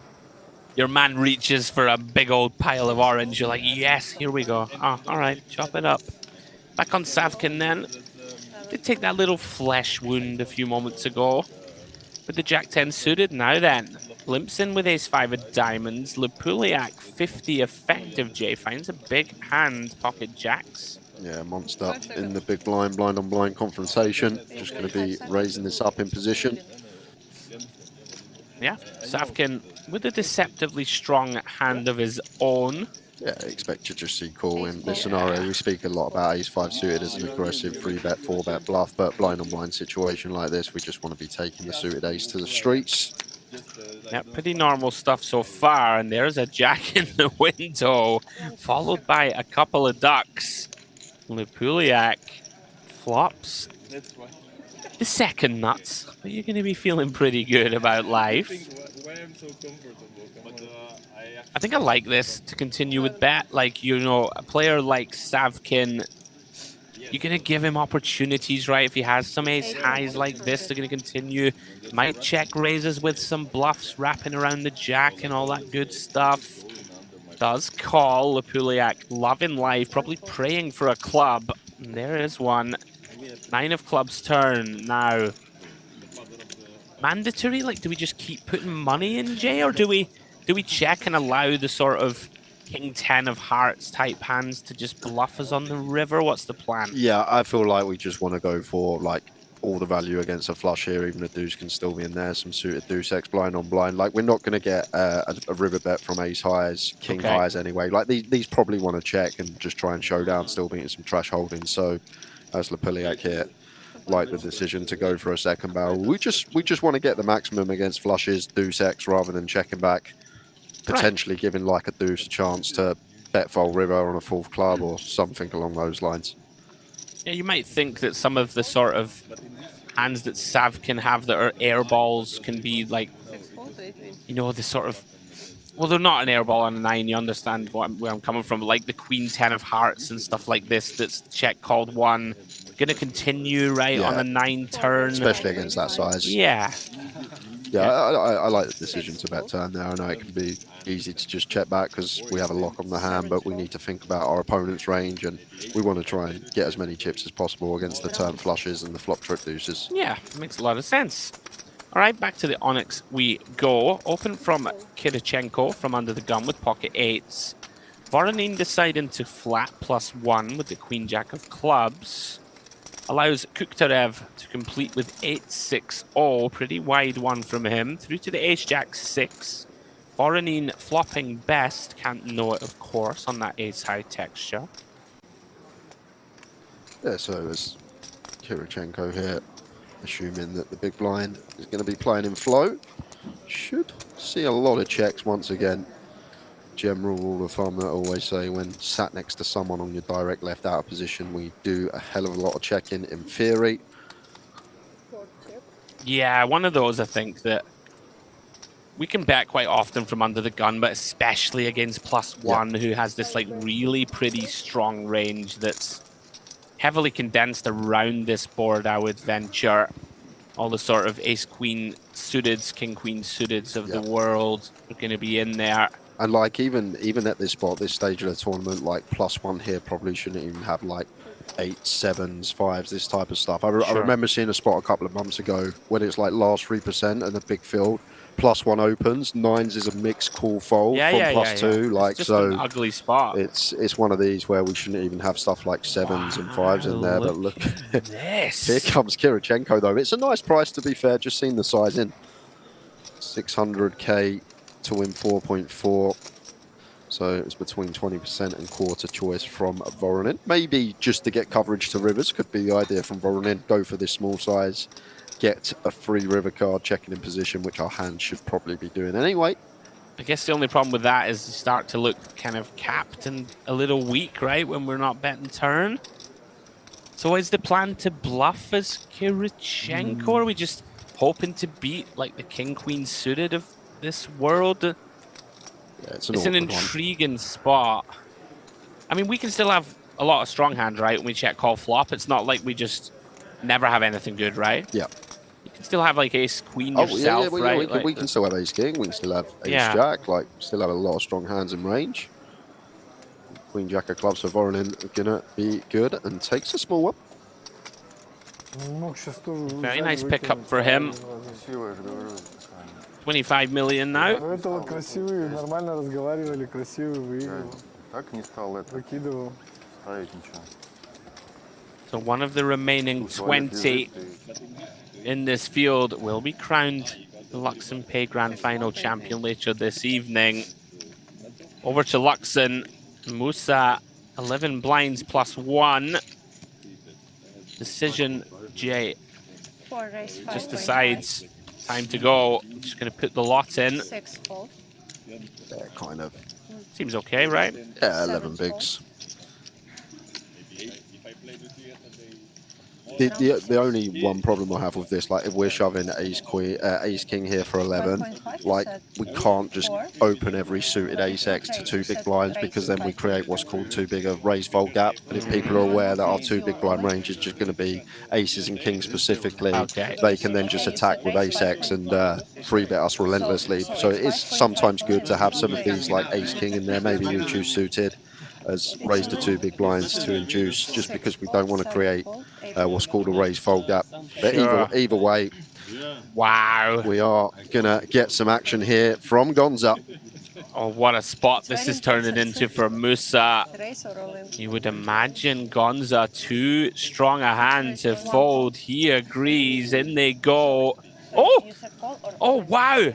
Oh, first all in, second fold. And Heredia Cold finds another combo of ace king. And just like that, we have a 3-way all-in situation. Heredia Cold finds ace king of spades, covering both. Himself and Musa, both card sharing. Gonza gets it in pretty bad shape, but he does have that live queen. 22 million in the middle.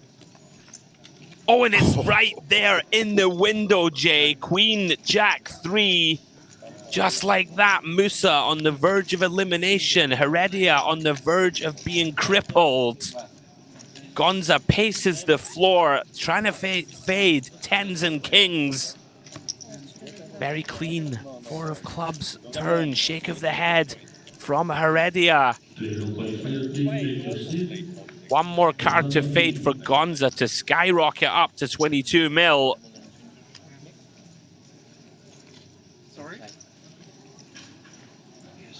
And he's done it, Jay. Little fist pump, 9 of clubs on the river.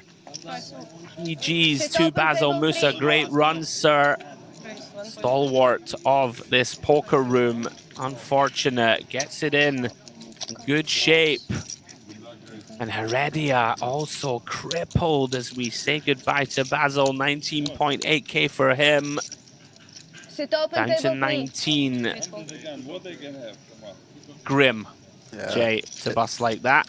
Yeah, and I think Heredia with the head shake, he had one last night, last session of the day, got it in, opponent draw into a 3-outer and pinged the 3-outer, so he's probably just thinking, not again when I'm this deep in the tournament, but he's still got just shy of 3 bigs to spin, but the big winner, Gonza, 22 million, would be out the door nearly 70% of the time, but he sat there with the chip lead on this table now over at Luxon.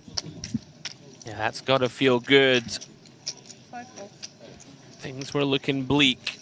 We all know how quickly the situation can change in No Limit Hold'em. On we go then.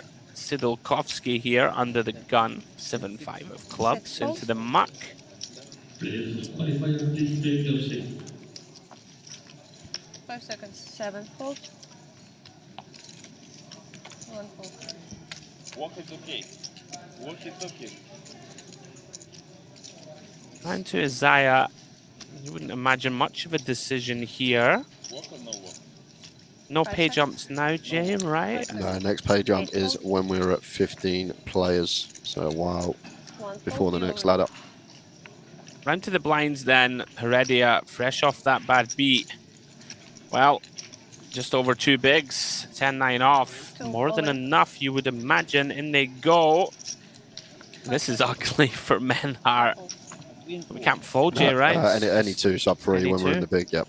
But you make me a situation when like just look at the price. We got 900 to win 2.4, so 2.5 to 1 on a call. I might just not look at my hand. Yeah, so we need 28, 29% equity against range. And I don't want the card. Even 8-4 off, unfortunately, got to flick it in here. As you say, Andrew, probably just don't look at your hand to potentially see one like this and fold when I feel like we always have to call for sub 3 when we have one invested. Well, good news for Heredia. Trying to start the rebuilding job. But I didn't know anyone.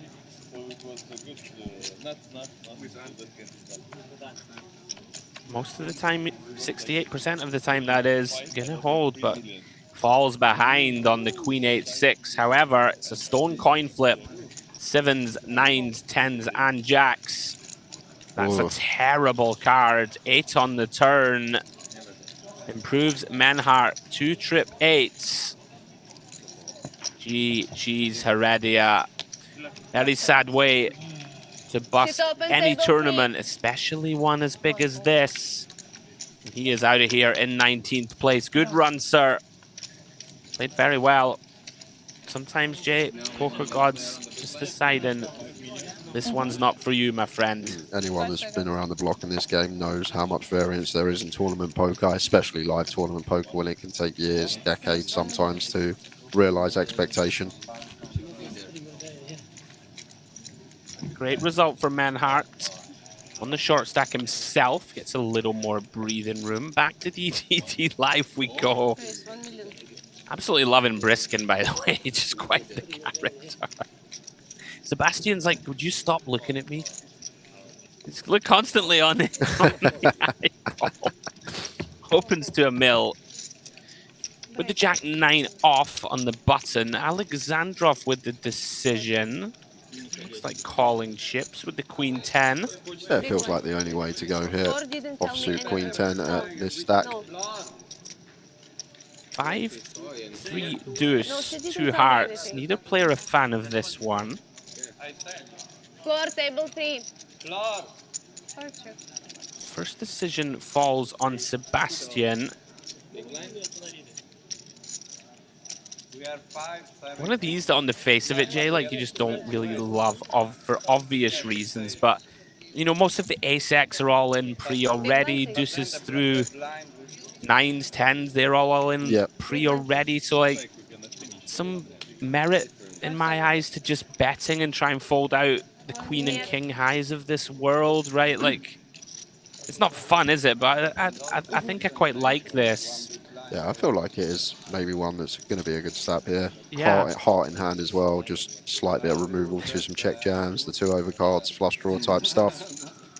I agree with you. I feel like this is a nice find from Sebastian. Yeah, it's just one of these, right? Like, we don't really mind if we get jammed on per se. Just have a pretty easy fold. Okay, finds a call. All right, Alexandrov. What's the plan? 6 of diamonds turn. I must confess, did not expect to see check call.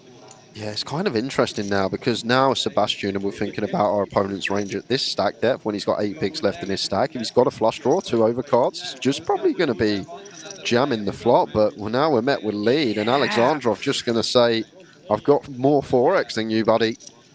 You're going to have a tough time calling any sort of ace high, king high now.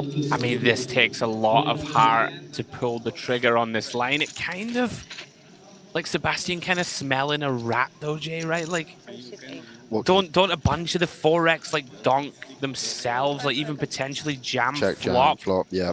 And what are we saying we have? Like 6-7 that took one off and now is just happy to bet call. It's a little suspicious. Yeah, we just can't really do anything at the stack. No, of course. Like 2.2 milli back is, yeah, we can be suspicious of the line of our opponent, but we still have to fold there. Credit to him for finding it. I'd just check fold flop, I think, and lament missing the board. Well done. Back to the Onyx. Back on Corral. He's just going to send them, I think. 12 bigs seems quite reasonable, short-handed. And when you get to the kind of 6-handed, right, like it starts to, I think, perform better as an open shove than a raise fold. Maybe like raise this full ring, Jay, and stick it in 6 max. Yeah, 6 max plus 1 effective low jack. I like it. Seems fine from Corral and Mr. Perfect. Ace 7 of diamonds here in the big blind. 12 effective. Tuffy. Yeah, Tuffy is right. like, I think fold. Fold If I'm came pushed, to my head yeah, straight if away, I'm pushed yeah. for a decision. Going back down, yeah. Again, one of those ones just a little too weak.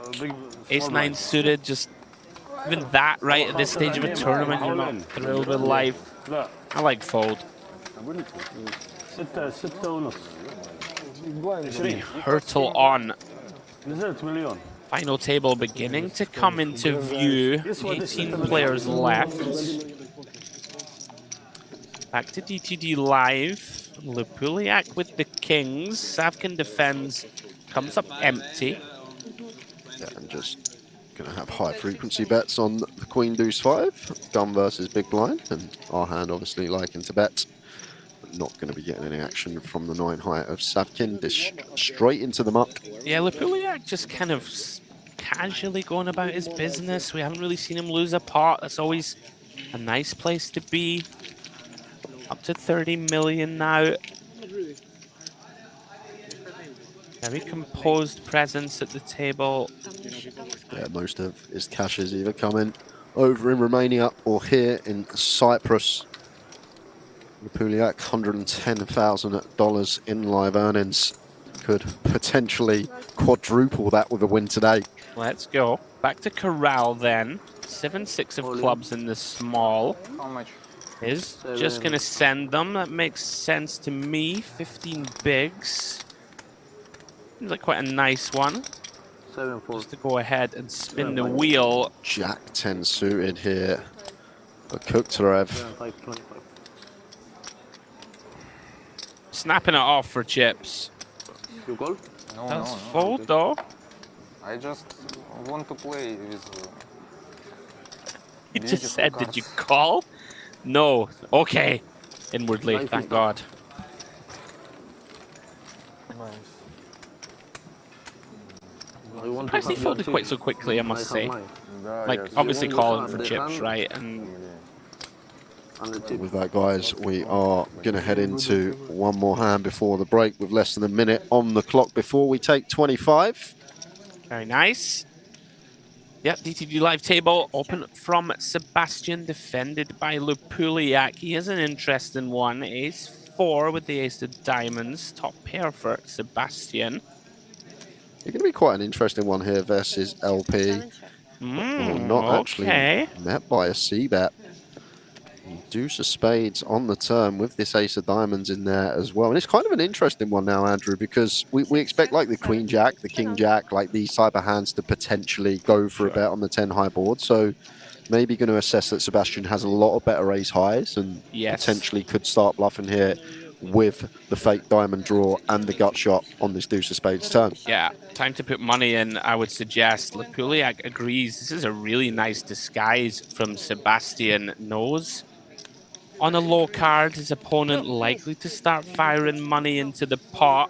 Yeah, look at the size as well. Find 75%, I like three-quarter this. pot, exactly. Just leverage in, let's put pressure on. Don't allow, you know, ace, queen, ace, jack type hands to continue.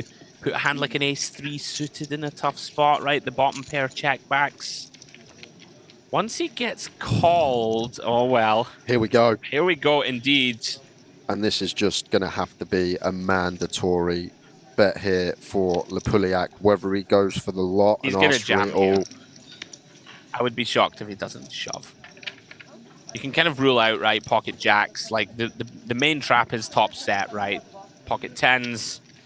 Sebastian's going to have, like, hands like an ace-3, 7s, 8s, and 9s, right? Or there's pretty standard ones. Really nice fight from Lupuliak. Now, can Sebastian put the pieces together? Well, let's break it down, Andrew. Let's have a look at this from Sebastian's perspective. We look under-repped ourselves. We need to remember that. We check back flop. So from our opponent's perspective, he's probably not assigning us a 10 or better once we check back the flop here. So it does look a lot like we have stuff like 7s through 9s. We can potentially have some ace-6 suited, and then a lot of ace highs in there as well, the better ace highs that are potentially going to call when all this gut shot diamond draw stuff on the big blind is available. But now where Lupuliak goes this size, value range is going to probably be 2 pair plus. There we go. I was about to say the same. So having a little 10 here, blocking some 10-6 of clubs, blocking some river jack 10, kind of important. Absolutely is. So, like, would we prefer to have a diamond in hand to block some flushes, or is that... I feel like it only makes a small bit of difference. Yeah, Like, okay. maybe like Queen 10, Queen of Diamonds going to eke out a little bit more in terms of going to be calling a little bit more than Queen 10 no diamond. But I think it's only going to make a small bit of difference. LP versus big blind here. The thing is, where are the bluffs going to come from? This is a question you've always got to ask yourself as well, Andrew. And if we believe our opponent's going to be overdoing it with stuff like 7-8, 9-7, 8-9 with one diamond in hand, then I feel like Queen 10 is going to be too good to be folding in this situation. So, like, these river spots sometimes player dependent. Is our opponent capable of just taking an 8-9, a 9-7, even like a 4-5 off with a diamond and just potentially running it here? But our range from Lepuliak's perspective as Sebastian doesn't look like a 10 or better after the flop check. And this is the problem. Like, once we check the 10 back on the flop against good, competent players, they're potentially going to take off because they see us as capped at like 9s at best here. So it becomes really difficult, these river decisions. But then we just need to decide, like, are we going to have many better hands at rivers to call with here, like our one pair holdings? I guess we can have ace jack that calls turn, potentially going to be one that we never fold. But I feel like we do need to eke into some of our 10x to start calling here, Andrew. I really like the analysis. Very much villain dependent, I would suggest. Is this man capable? And if you start to sprinkle in, Jay, some king 4 suited, king 5 suited types that take off turn and just decide, all right, I don't think you check back enough sort of flush draws. Yeah, but what a sick play from Lepuliak here. Love it. With this hand, it seems mandatory on the jack of diamonds. We say that it seems mandatory, but when you sat there playing for this amount of money, 18 players left, nearly like 1.5% of the field left. Like, in game, it's so hard to actually run it. You sit there, you know you've got a good combo to just say the words "I'm all in," but to actually get those words out your mouth and put your opponent in a grim spot. And what a call! Oh, well done, Sebastian, as Jay Harwood fist pumps in the booth.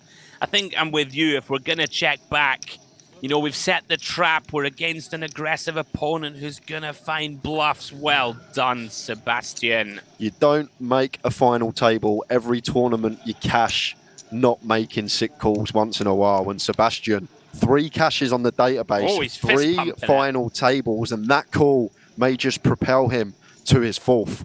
Good for him. And what a great hand to finish that first frame. We've enjoyed it very much.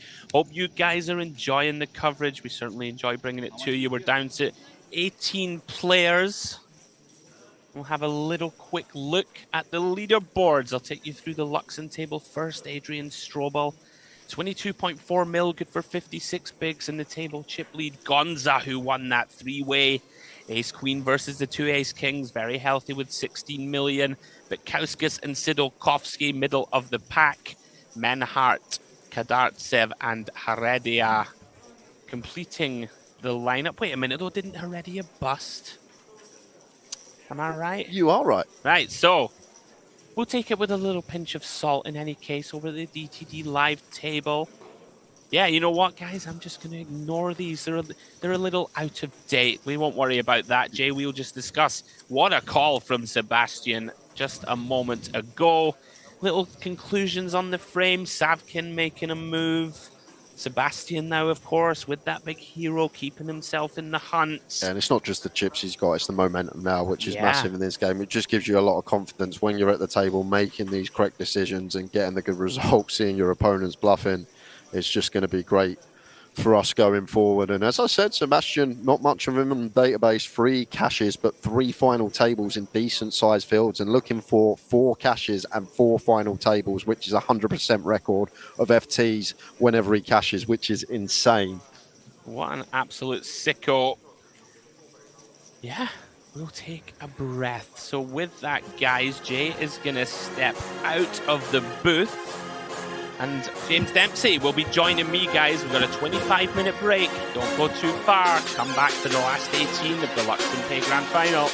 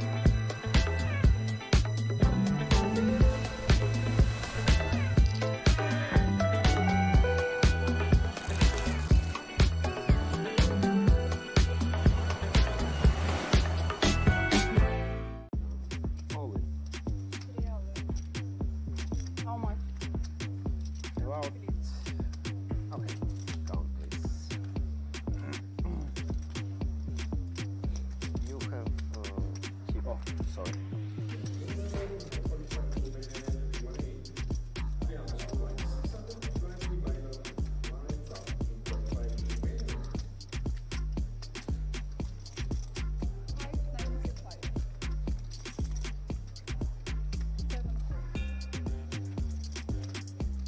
Oh, nice.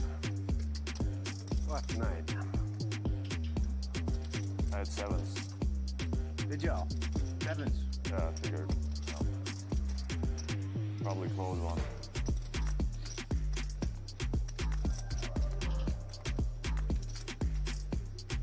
Good luck, mate.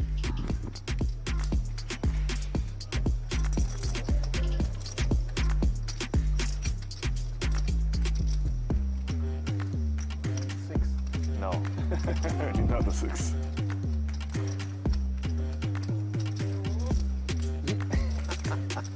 Folded 7-8. Oh, you probably wouldn't enter if I took. 10-9. GG, mate.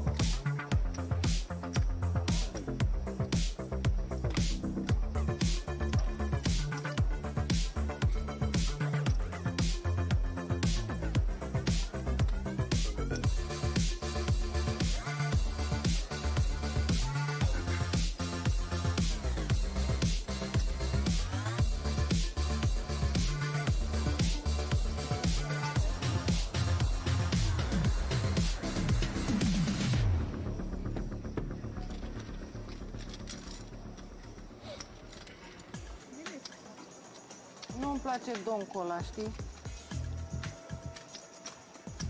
Mi-a dat și col la tribet și mama îmi face donc în față.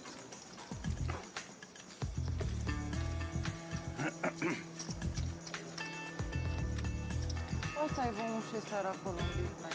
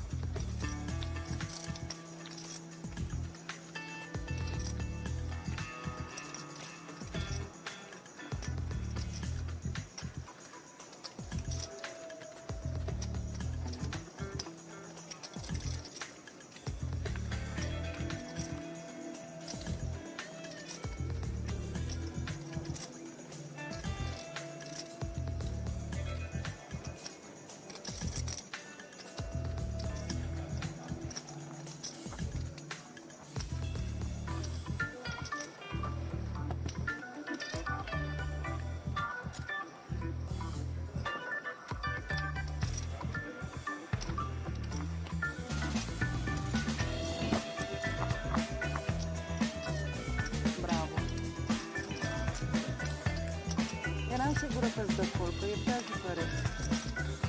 Deschide din buton, eram sigură că-ți dă col. Păi i-am dat. I-am dat 3-bet, el m-a băgat pe din. Eu am văzut invers, că tu le-ai băgat eu.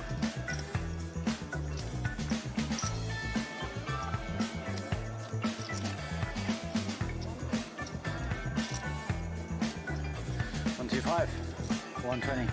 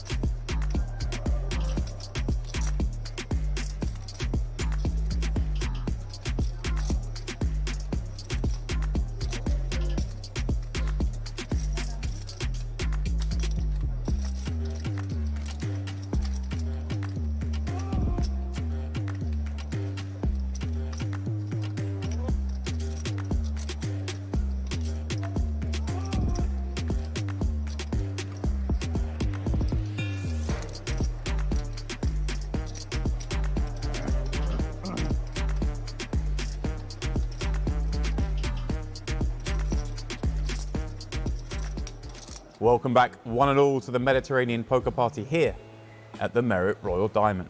Now, today, another challenge between myself and Andrew. But Andrew, there are no cards, there are no chips. What are we doing? Right, so we're going to mix it up a bit today. It's going to be a little bit of poker trivia, Demps. This one's called Poker Quotes. Myself and James will be given a famous quote from somebody in the poker universe over the past 10, 20 years or whatever it will be. First one to guess correctly wins each round. Simple. Let's get after it. Oh, hang on. Scotty win. Oh, that's a draw. Oh, okay. I was looking at him messing around. That's a draw, right? Phil Hellmuth. Let's go. Tony G. I can think of the hand as well. It took me a second. He's got ace king, hasn't he? Crushing He's got him. ace king. Not even Damn hard. it. Not even difficult. You know you're supposed to say something. Just for your. It's so annoying. information. Right, go. Phil Hellmuth. Yeah, okay. All right. Did two of two. They Hellmuth. got you. You see, you think you yeah. moved Phil from your mind, but you've got to be ready. I was waiting. I was like, right, I'm waiting for an Negranu, you know, whatever. Oh. Right, 2-1. Beautiful thing about poker is that everyone thinks they can punch. Oh. Phil Ivey. I don't know. I think I know this one. Am I allowed to keep guessing, even when I've got it wrong? Daniel Negranu, then. Let's say it. Dean Eggs. No? Who the hell's that? Who the hell said that? I think we have to pass. I think if we don't Come on, know, then have we've a got to think. pass. Yeah? I've heard this before, Well, but you should get a free guess, because I've had two. just throw a name out. Howard Lederer. No. Howard Lederer. I threw a name out. What do you want from me? That was poor. I know we're trying to raise him. Come on, who was it? He was amateur player in 2000s, and then he became legend and popularized poker. But this Mike is a guess. Sexton. Oh, No. it's Chris No. Moneymaker. Oh, Chris Moneymaker. Well, I was thinking Mike Sexton. I was thinking legend. Right. Amateur was very rude for me. Anyway, Chris Moneymaker. Edit that in. Okay, last one. Oh, that means I've won. No. Right, go on. No, it's 2-1. 3-1. Lucky golf, I would win every time. Phil Hellmuth. I didn't even hear the quote. You just You went need Phil to pay Hellmuth every answer. You need to pay attention. You just scream Phil Hellmuth and you win. It's Phil Hellmuth. I believe that's 4-1. Phil Hellmuth. I believe that's 4-1, James. Four. I think it's whatever. Commiserations. It's a loss. It's a loss. I mean, I was hoping to go a bit more obscure. Just to be clear, a man with over, I don't know, 15 years commentating experience, 25 years, maybe 30 years in the game. 30 years in the game? I'm only 42. 30 years plus in the game, and he knew one out of 6. Well done, James. GG, come on. Don't be a sore loser. Now, should we go to the bar? Done? Brilliant.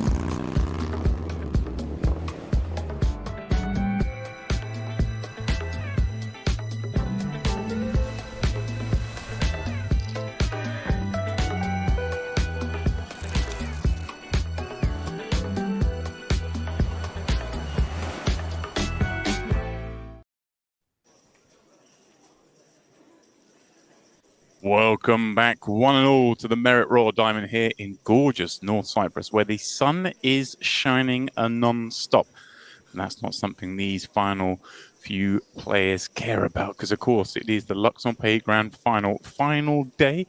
Yet to reach that final table, came back with, 28 players from the end of play last night. And now we are working our way down to that final table. And over on the Luxon table pick, Alvaro Gonza leading the way.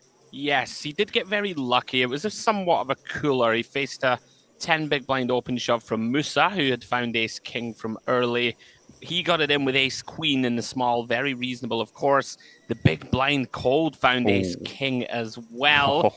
But we pinged a little lady on the flop, didn't we? So that was a treble. It was a bit of a cooler, but huge moment for him. That's not so bad, but I gather from what you've been saying on the break there when you were bringing back up to seed, it's Timofey Savkin leading over here at the DTD live table that's been pressing you quite a lot, right? He's really impressed me. Yesterday, I thought, right, I'm going to have to keep an eye on him. He was doing some spicy stuff, seemed to know where he was. He seems very composed. He disposed of Mr. Neil Farrell, which is unfortunate for us Scotsmen.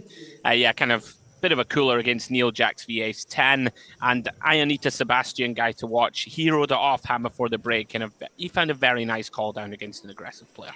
Meanwhile, over at the main feature table, the Onyx and his two Russians leading the way, and Dmitry Kukhtarev 29.1 million just ahead of Voronin. And Mr. Perfect, has he been playing like Mr. Perfect? We've kind of been loving that reference and the old WWF wrestling references. I'm not Okay. sure if that's where that comes from.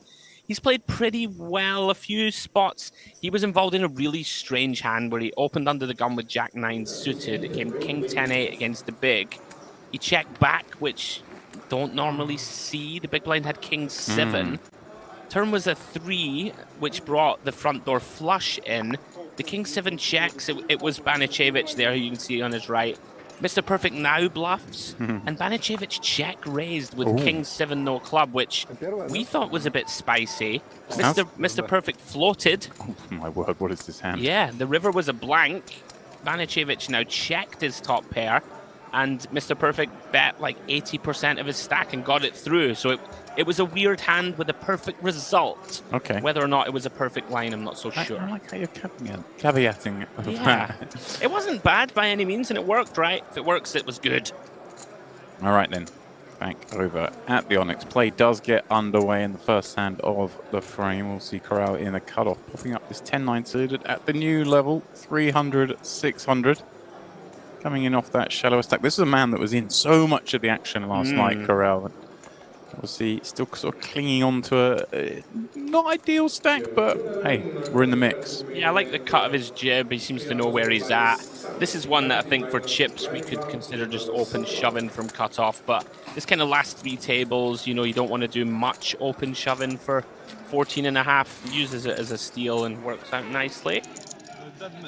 Yeah, welcome once again to all of those you just joining us, maybe a couple of minutes late back from break. Well, Pick, I tell you what, I've just got you to grab me a coffee on that break, and it hasn't quite taken its toll on me just yet, but I'll be back with you. I had a little nap, you know, I was in the sun this morning.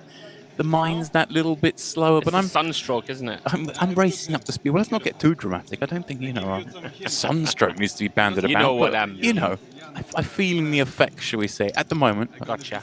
I'll be back with you as Losev facing a jam from Bryskin in the hijack. Briskin's been box office, very funny, amusing character at the table. We saw him reshove an ace-6 off, which we thought was pretty wild, but he got ace-10 out of there. I'm not a fan of this open jam for 17. I think Jack's is far too good a hand. We should induce this one. So something to keep an eye on. Perhaps he's, you know, valuing that tournament life and just sort of looking to keep things simple with the open shove. As we jump over to Luxon, Menhart, I'm going to go for the old pre-flop sneak, raising with ace-8 off. But Kauskas, undeterred, flicks in a call from the big blind with king-6. It's a really good flop for the opener. 8-3-3 feels like the effective nuts when you open this hand. Obviously, the big blind can have some of those, you know, suited 3x and stuff, but we're just going to run this one. If our opponent check raises us, so be it. Just thinking about the appropriate size in here. Demps. Normally small would be the order of business. We don't mind allowing Vitkauskas to do something funky. Just hand over a king-6, no interactions. Yeah, Vitkauskas very impressive in my eyes throughout this tournament. See some of him over the last couple of days. Also, I was just looking through before coming in, you know, the overall chip count, and it was interesting to me that Savkin actually bagged the chip lead on 1C. And you know, okay, so he started with a big stack on day 2, but to still be leading here, obviously, Kutarev, the day 2 leader with a big stack, but also Voronin bagged the chip lead in day 1. So 2 of the day 1 chip leaders still in the mix with 18 left. It's kind of a little bit surprising, I guess. Absolutely, not easy to get there. Both just navigating their way, that final table creeping into sight now. We're 9 away. As we see Kirichenko, guy that we know has a lot of pedigree, and well, this could be big. Big old flop, top pair, second kicker for Kirichenko. Banichevich has a hand that may want to realize its equity across 5, James. Yeah, it certainly looks like one of those. I can see a world where this gets in. 1,700,000. Yeah, and I like this sizing choice from Kirichenko. Goes just north of half. Knows, I think, that the big blind's going to have a lot of hands that check jam here, and we don't mind just trying to get this in over 2 streets. Or 1 street, as the case may be. I would jam this hand, and Banicevic agrees. Here we go then. 18 million in the middle. Massive equity spot for both players involved. As Pick mentioned, so close to the final table, worth so much to make it to that point. We know how much ICM just escalates at this stage, getting to that final table, and the king on the turn. Now, of course, not dead yet. Kirichenko would love to see that pattern repeat on the river.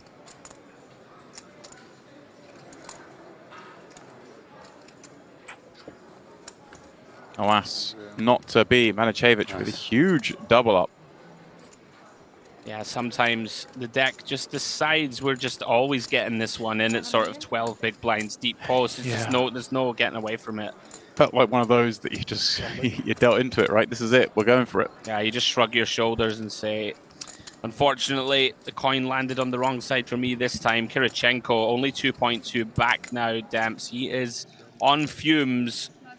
Rest of the field probably pretty happy about that. He's dangerous player. They'll be looking to get him out the door. Okay then, Losev all in at DTD live table for 8.5 bigs. Sebastian, we're not folding King Queen. Demps figures to be in front or in good shape at least. They are flipping. Little unfortunate to run into a hand as strong as 9s here, I think, but pretty much a stone flip. Sebastian was the gentleman, Demps, who heroed it off before the break. Fascinating hand, and he dissected it really well after trapping his man, who still put to the test for an overbet all in on the river and found the right call. You can get to 30 million here if you can get there. And get there, it looks likely for now on the Ace-King 7. 5 on the turn. Just the 9 of clubs left in the deck to continue Losev's run here at the DTD live table, but it is no more. And you just pointed out someone I see him in the background there, an interested observer. Alajmi, he's one of our heroes in the booth. We want him back. We do want him back. I hope we get to see him in the main event at some point. He's box office. I was about to say, I'm sure that is what he's out there playing right now. Day 1B of the main event taking place in the very room. So, you know, I guess some players, when they bust out here, like Lucic just has, you know, probably, maybe I'll go jump straight in. Maybe I'll wait for tomorrow. Maybe a little bit of food in between. But plenty of action for the players to get into here at the Merit. That's a big pot for Sebastian. He's on the move. Sort of was down to like 8 million or so at one point. He's up to 30 now. Back to Luxon we go. Looks like a limped pot here, blind on blind. Isaiah going to go for the old delay. Makes a lot of sense with this hand, 7-4 off. I like this play a lot. I think people blindly stab the flop, you know, very often on the old, you know, king, queen, queen. And when the big blind gets sticky with a jack 9 or a 9-10, stuff like this, it's so hard to sort of barrel with 7 high, no hand, no draw. Nice to just check and have some, you know, we're going to have some pot controls. We're going to have all the strong hands, and we can still bluff later. And I suppose the benefit of that as well is you extract one more piece of information from the opponent, depending on how they play the turn, right? If they do have a queen, they're going to feel like, right, I need to start putting chips in the pot now, and maybe we can, therefore, not bet into the absolute goods, as Kirichenko is going to hope to do exactly that here from the cutoff, sending in his 2.2 million. And Pick's interest has been piqued as well. Is Banicevic going to finish off the job here? Yeah, we're definitely going to play this hand. The question is, what is the plan of action? So we have just under 30. You've got Mr. Perfect behind you with a similar stack, I think. So you can call here. I think a small ISO click can be in order as well. Kind of tricky, actually. He has a bit less than I thought. So he has like 25. Like, you could click this pre, right, and make it like 3 million and potentially fold to a jam behind. Fortunately for us, Mr. Perfect with a hand that doesn't really want to put 1.6 in. He's going to get out of the way. And Kirichenko, well, we're not out of it yet. Win this one, we'll be back to just under 10. Yeah. Back, maybe. Maybe. Perfectly reasonable situation to find himself in here. Worth noting, of course, 17 players left. Next page coming up 15, so still a little ways to go for that. Would always be a consideration, of course, when you're sitting on such a short stack. Oh wow, a Jack 5 flop. And I mean, paths to victory, few and far between. Basically running diamonds. As bad as it gets, and that's going to do it. GG's Kirichenko. Such a tilting game sometimes. He's played pretty much perfectly, and a couple of hands you've played them perfectly too, but you're out the door. Nothing to be done, and always one of our picks, James, whenever we see him deep in a tournament. Unlucky, good run. Best of luck in the main event, sir. Yeah, impressed me very much on this run, and with that he does bring us to that direct pay jump, and also yes, to our final two tables. Yeah. His elimination 17th. My 8 times table tells me 2 times 8, 16 pick. Mate, honestly, you can't sneak anything past you. A couple of hours in the sun or not, the mental arithmetic, the gymnastics, they're still performing well. I'm a bit of a math whiz. Don't worry about that. If you need your 8 times table up to about 4 times 8, I've got you. Good man. 36, right? Close. Crossbar. I'm playing 9. Sebastian. 9.9 plus. No, maybe I'm drunk, so it's like 10 million. You're really going to enjoy Briskin, I promise you. Sebastian asking for the amount. Obviously very relevant given he's opening into 2 shorter stacks behind, and ICM being what it is, we know that a lot of hands want to open jam, but when he gets the answer that Briskin is over 15 blinds, suddenly far fewer hands want to open jam, but Ace-Jack gonna slip in as a raise cool. And yeah, I'm all in here. This is just a cooler. Yeah, you gave the motion, but all in the booth, and oh, I mean, yeah. Our cards are what they were before, my friend Sebastian. You get to press cool, and it's Alexandrov gonna be at risk with 16 players remaining. Needing to find a 6. Yeah, I mean, I like jam, right? You've got an aggressive opponent who's got newfound chips on the button. He's going to be raise folding plenty of hands. Gonna have to get there.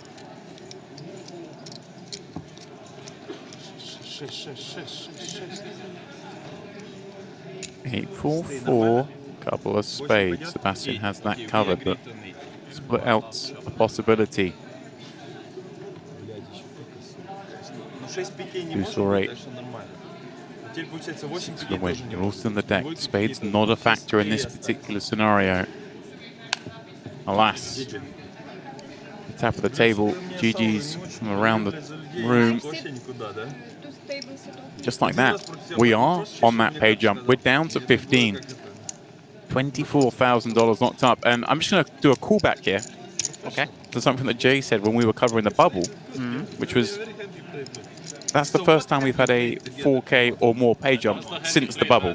The way he was sort of saying to people to think about it is like the jump from 216 to 215 to 4,000. The next time that's going to happen is 16th to 15th. It's like a good way to think about treating pay jumps and how significant they are. So we think of these ones being significant. That's how important it is on the bubble when we're on one of those like big field tournaments like this with 15 big blinds. Just it's so crucial to get into the money, so much more than chip accumulation at that stage. So then let's just take us a moment to get ourselves set with these 2 tables. We're breaking a table, bringing players across. I believe we break the Luxon. We'll have DTD and Onyx going forward. So just give us a moment whilst we set that up. And we'll take a look at the chip counts. And again, obviously, it depends where players are going to get shuffled in, what seats they're going to come into. I guess there are going to be some better, some worse. Didn't really get a chance to figure out where those were myself, being that we were only on there for a few moments. But such a key part of tournaments, isn't it, this bit, when you break massive. down? It is huge. If you have Savkin or Sebastian on your direct left now and you have that sort of 25 big blind stack, it's really uncomfortable, especially if you know they're going to be coming after you and attacking. As a side note, Sebastian, what a run he's on now, sort of heroed it off in the hand pre-break. Really nice hand. It was an interesting one for us to dissect. And then just wins another all-in, ace-jack, the ace-6, and he's flying. There he is. Well, there we go. That's not the seat order, of course, but that is the table by chip count. So obviously we saw Sebastian and Sapkin at the same table. And those who've shuffled in here. So I see Brishkin has obviously got moved over here. I can't figure out who else from the Luxon table, but that's how the DTD live table stacks up. And yeah, those two just so far ahead of the rest, able to perhaps punish some of these middling stacks. As we know, ICM becomes such an important factor at this stage. Over at the Onyx, things pretty deep. You see Mr. Perfect, 6th in chips with 26 blinds. Only Corral and Sirokoski with fewer. And I mean, they're not even that short. Corral's 17 bigs on a full table is plenty of ammunition to work with, isn't it? Plenty of time for him to take his time, pick spots. We know that he'll be a threat if he can sort of get to that 40 big blind plus stack. Seems very important in this structure. If you get above 40, you can start leveraging pressure as we approach the final table. Here is that Onyx table.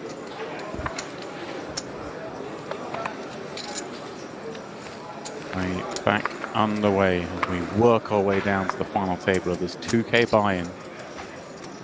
1,000 runner guarantee blitz through that in the form of 1,452, generating a monstrous prize pool that includes 375k for the winner. 15, you're right. Pick. It's chunks, it really is. As we see Corral gonna go for the old under the gun steal here. Seems nice. 17 blinds or so to start. Gotta keep yourself afloat. And Banichev, excuse me, another one who's been on a little bit of a run here.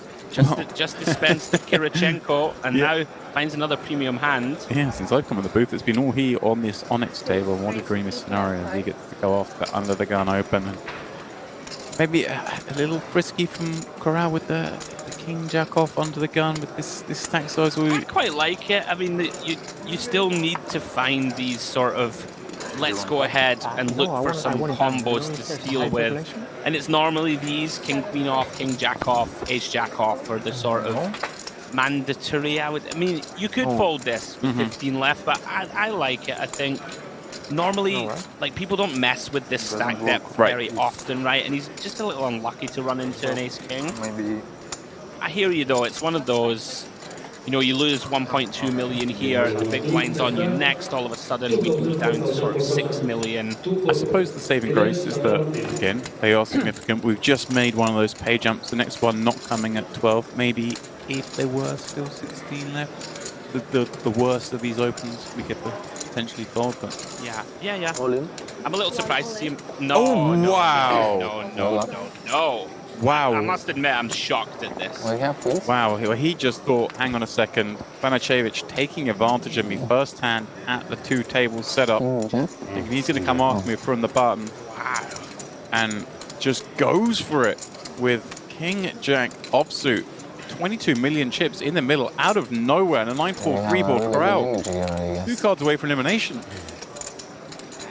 Turn up for the books, I must confess. He burned a time bank chip. I didn't think he was ever continuing. Okay, a queen gives us a little hope. Needs to fill in the middle there. Not to be. Wow, just like that. Corral went for it. The 4-bet jam, first hand of the two tables set up. And he runs straight into it. 24,000. Well, you live by the sword, Pick. Sometimes you die by the sword. He was doing a lot of front running last night. Yeah, I mean, like, that one's gonna sting. That's the one I think when you walk away from the table and you're like, I've had a rush of blood to the head here. Like, we're under the gun off 17. Is Banichevich the type of guy? He hasn't shown himself to be out of line whatsoever. Is he really making it 6 bigs on the button and ever folding? I mean, even if you think he's light, we have the hand that we decided we're going to raise fold this one, right? King Jack off. Seems like that's going to be a painful one that he's going to reflect on and beat himself up a bit. But then on the flip side, sometimes you got to trust your read, right? He thought his man was at it. That's what can happen, though. I mean, this, you know, it's the thing that gets you this far is the belief in your own reading and whatnot, and just thinking the situation, just thinking perhaps like maybe the perception was, hey, I'm opening light here. They're going to know I'm kind of trying to sneak one through here. First hand of the two-table setup and just come after me. And I mean, look, if he was up against the light 3-bet, we'd have been screaming in here about his praises, about how what the timing, this is amazing. So we can't be too harsh on the man. Round to Bitkauskas in the small blind. He's got a 4 or 5 offsuit. That's interesting. I was going to say typically we're going to limp, but he's gone with raise. Sirokovsky with just 11 behind, I guess. Just I don't love the hand class, but I like where he's coming from. This Right. is one of those where, you know, I don't want to say that Sirokovsky never has defends, because he will have quite a few of them, but you do just get to, you know, when he has the Jack 7 offs of the world and stuff here, 14 left, you might just get people to make a few sort of tight folds that could defend. Obviously dreamy in this particular scenario, because we can see he's up against a better 4, and obviously Sirokovsky hasn't folded yet, but it feels certain that he will. Yeah, I don't mind it. It's like, you don't really want to... Hang on. Well, this perhaps is the problem. Is he going to 3-bet fold? What a boss! Oh my word. What a G! Oh my word. Ladies and gentlemen. Now, when we dissect this hand, it's kind of intriguing because Vitkauskas has chosen the polar route. So he's got a really good hand that's raised calling, or he has a real bag of nothing. And so Sirokovsky's saying, okay, you want to go polar, I'll go polar. That's incredible. That's pretty wild, though. I mean, we see that stacking. We see that a lot, don't we? Vitkauskas obviously having 3 options there from the small blind. One being the jam. Can do that with a lot of hands. The other is the limp to C flops, and then of course limp call with the strongest hands. Then of course that mini raise, maybe with a real select few hands that just look to induce. And this man just passes the test. That was pretty sick. He says, I know what you're up to here. I know you can only raise this size and call with so few hands. And I think you're doing it with too much junk. And you know, there might be some players out there do it with way too much junk. There might be some players out there who don't ever do that size and then actually have a good hand, right? They might just limp in with aces, limp in with kings, and wow. You're also supposed to like raise call with like a king, queen and stuff here, which I think that quite often people at this stage just go, I'm just going to jam here. He's got 11 blinds. So once that starts to become the case, if they only raise call with jacks plus, then good spot to put it back on them, but with 8-4 offsuit, not so easy to do. Love to see it. Love to see it. I mean, the start of this two-table action has been great for us viewers. As over at DTD Live,